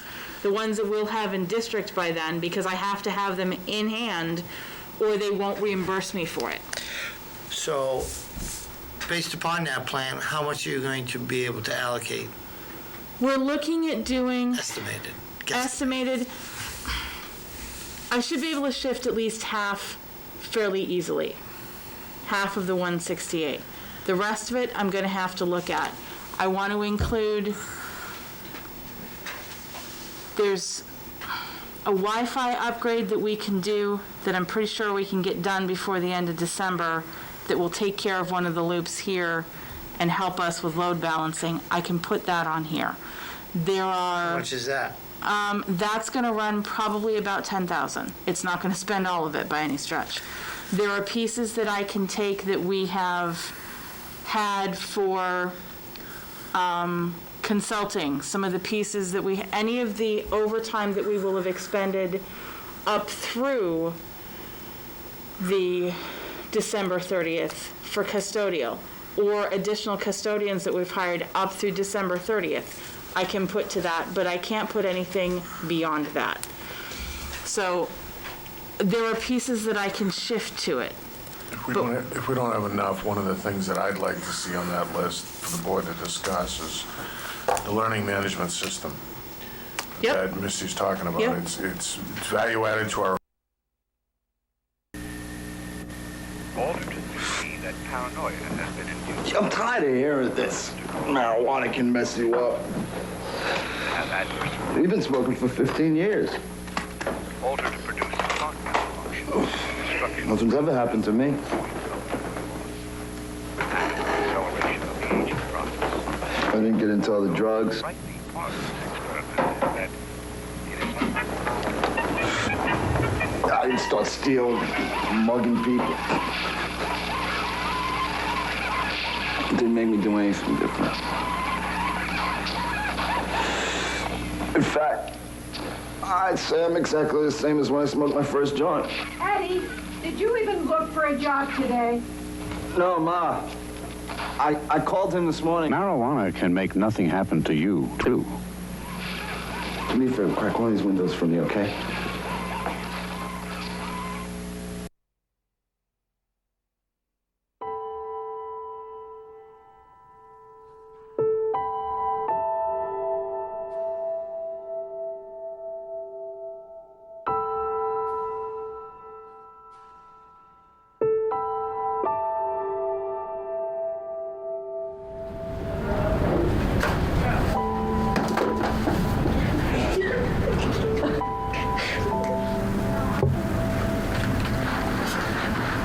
You good?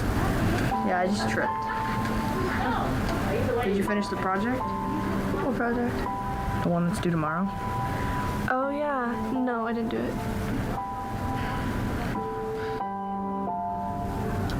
Harrison, are you feeling all right?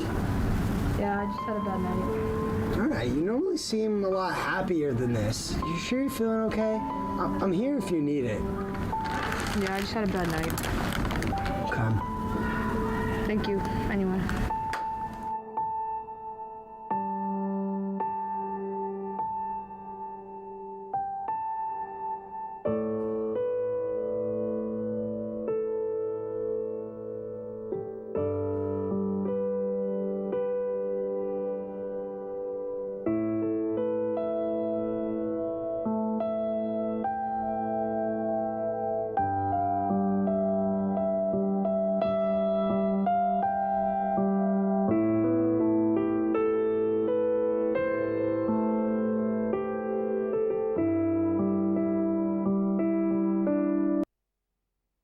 And repairs, but again, it has to be incurred and up and running.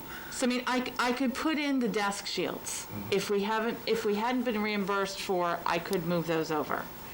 But Can we put in part of the safety upgrades that weren't paid through grant? it has to be COVID related. So I would have to show, Yeah, that's true. so, and because it was planned prior to 3/1, probably not. Unless we added something to it afterwards. Oh, believe me, We're we're not sat letting down. COVID-infected zombies come into the building? We were You and Tim brainstorming gonna dress up for We were us? brainstorming on Friday after the call to try to see what we can actually Yeah. put in this, and we're still going through that list. Yep. Saying, what can we move over, what can we put in there, what do we need? We were talking about apps, COVID apps, stuff like that, and we're just gonna weigh them and see what you guys want. We'll give you a laundry list and Okay. you guys can. Moving on to the read next through. one. It's the last one, too. Ski club. No, it's not. Ski club, both high school and Henry Wilson have participated in ski club for the last several years at Gunstock. They are doing a socially distanced version thereof this year, looking to see the board's level of comfort with their participation in that program. If they're going to do it, they need to let them know ASAP. Okay, well, do we know what the socially distanced program looks like? Yes, they have given us how they are running their protocols. It runs very much in line with what NHIA has done, and I can send you a copy of that now that I have it. If the guidelines are consistent with what we've already agreed to, I'm okay with it. Just want to make a comment.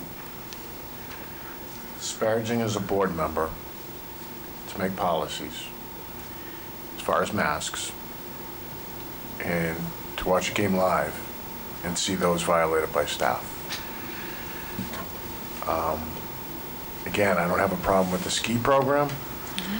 didn't want to jump up and down, yell, scream, and penalize the kids for staff error, because all the kids were following the rules. And I think in going through this, we have to ask everybody to lead by example, both the staff and the kids.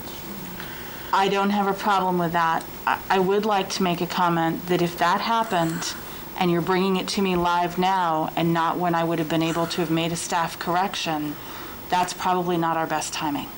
So I only can bring it up at a board meeting, and we canceled our last board meeting. If it's something that you saw even as a community member, you have my phone number. That's a staffing issue Yeah. that should not be addressed in this I venue. would- If you see something like that happen, you should reach out and contact somebody. Because that's what I would do. Okay. Because I can't correct what I haven't been told about. I'll talk about it in non-public. Okay, moving along. Do you need a motion on that?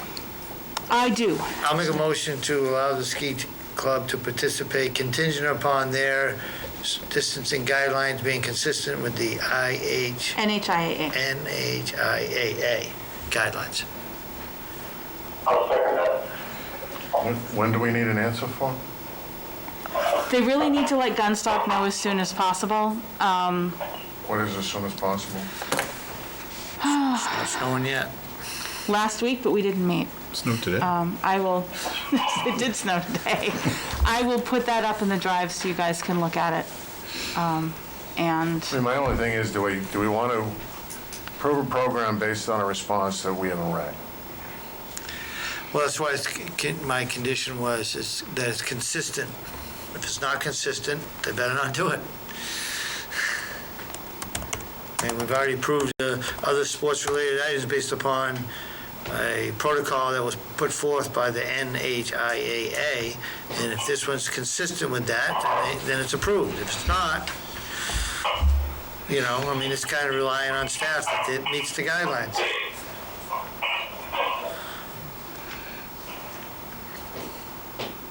Okay. Any other discussion on a motion? Not hearing any. All in favor? Aye. Aye. I'm going to abstain. One abstention. Motion passes. I'm in order for new business. Yep. One of the things I've seen on the town warrant side and the town side is almost every year they seem to do a dedication in the town report. We've lost 2 members of the community this year that have given a lot of contribution, not only to the community, but to this school district. One is Mr. Shagnon, and the other one is Mr. Vashon. Mm-hmm. And there was a good amount of information on what they've done for the community in the obituaries, but I'd like to make a motion that we dedicate this year's school report to both Mr. Shagnon and Mr. Vashon for their contributions to this district. I'll second for discussion. Stan, any thoughts? Nope, good idea. Any other discussion? Not hearing any. All those in favor? Aye. Aye. Motion passes.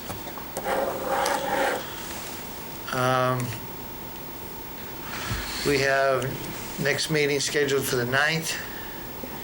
That format will be, as discussed, will be only thing that's essential that needs to be here, and budget, public hearing. Public hearing. Yeah. and a public hearing. Well, that's essential. And then you've got your 2 RFPs. Yeah, that's stuff that we slated for that date. Yep. If somebody wants us to sign some manifests. Ooh, I got plenty of that.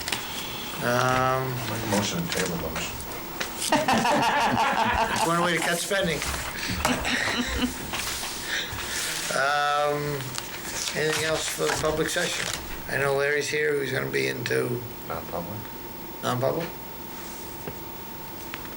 Is that what he's got? He mentioned some safety and security issues in non-public. Yeah, I know we had some other contractual stuff.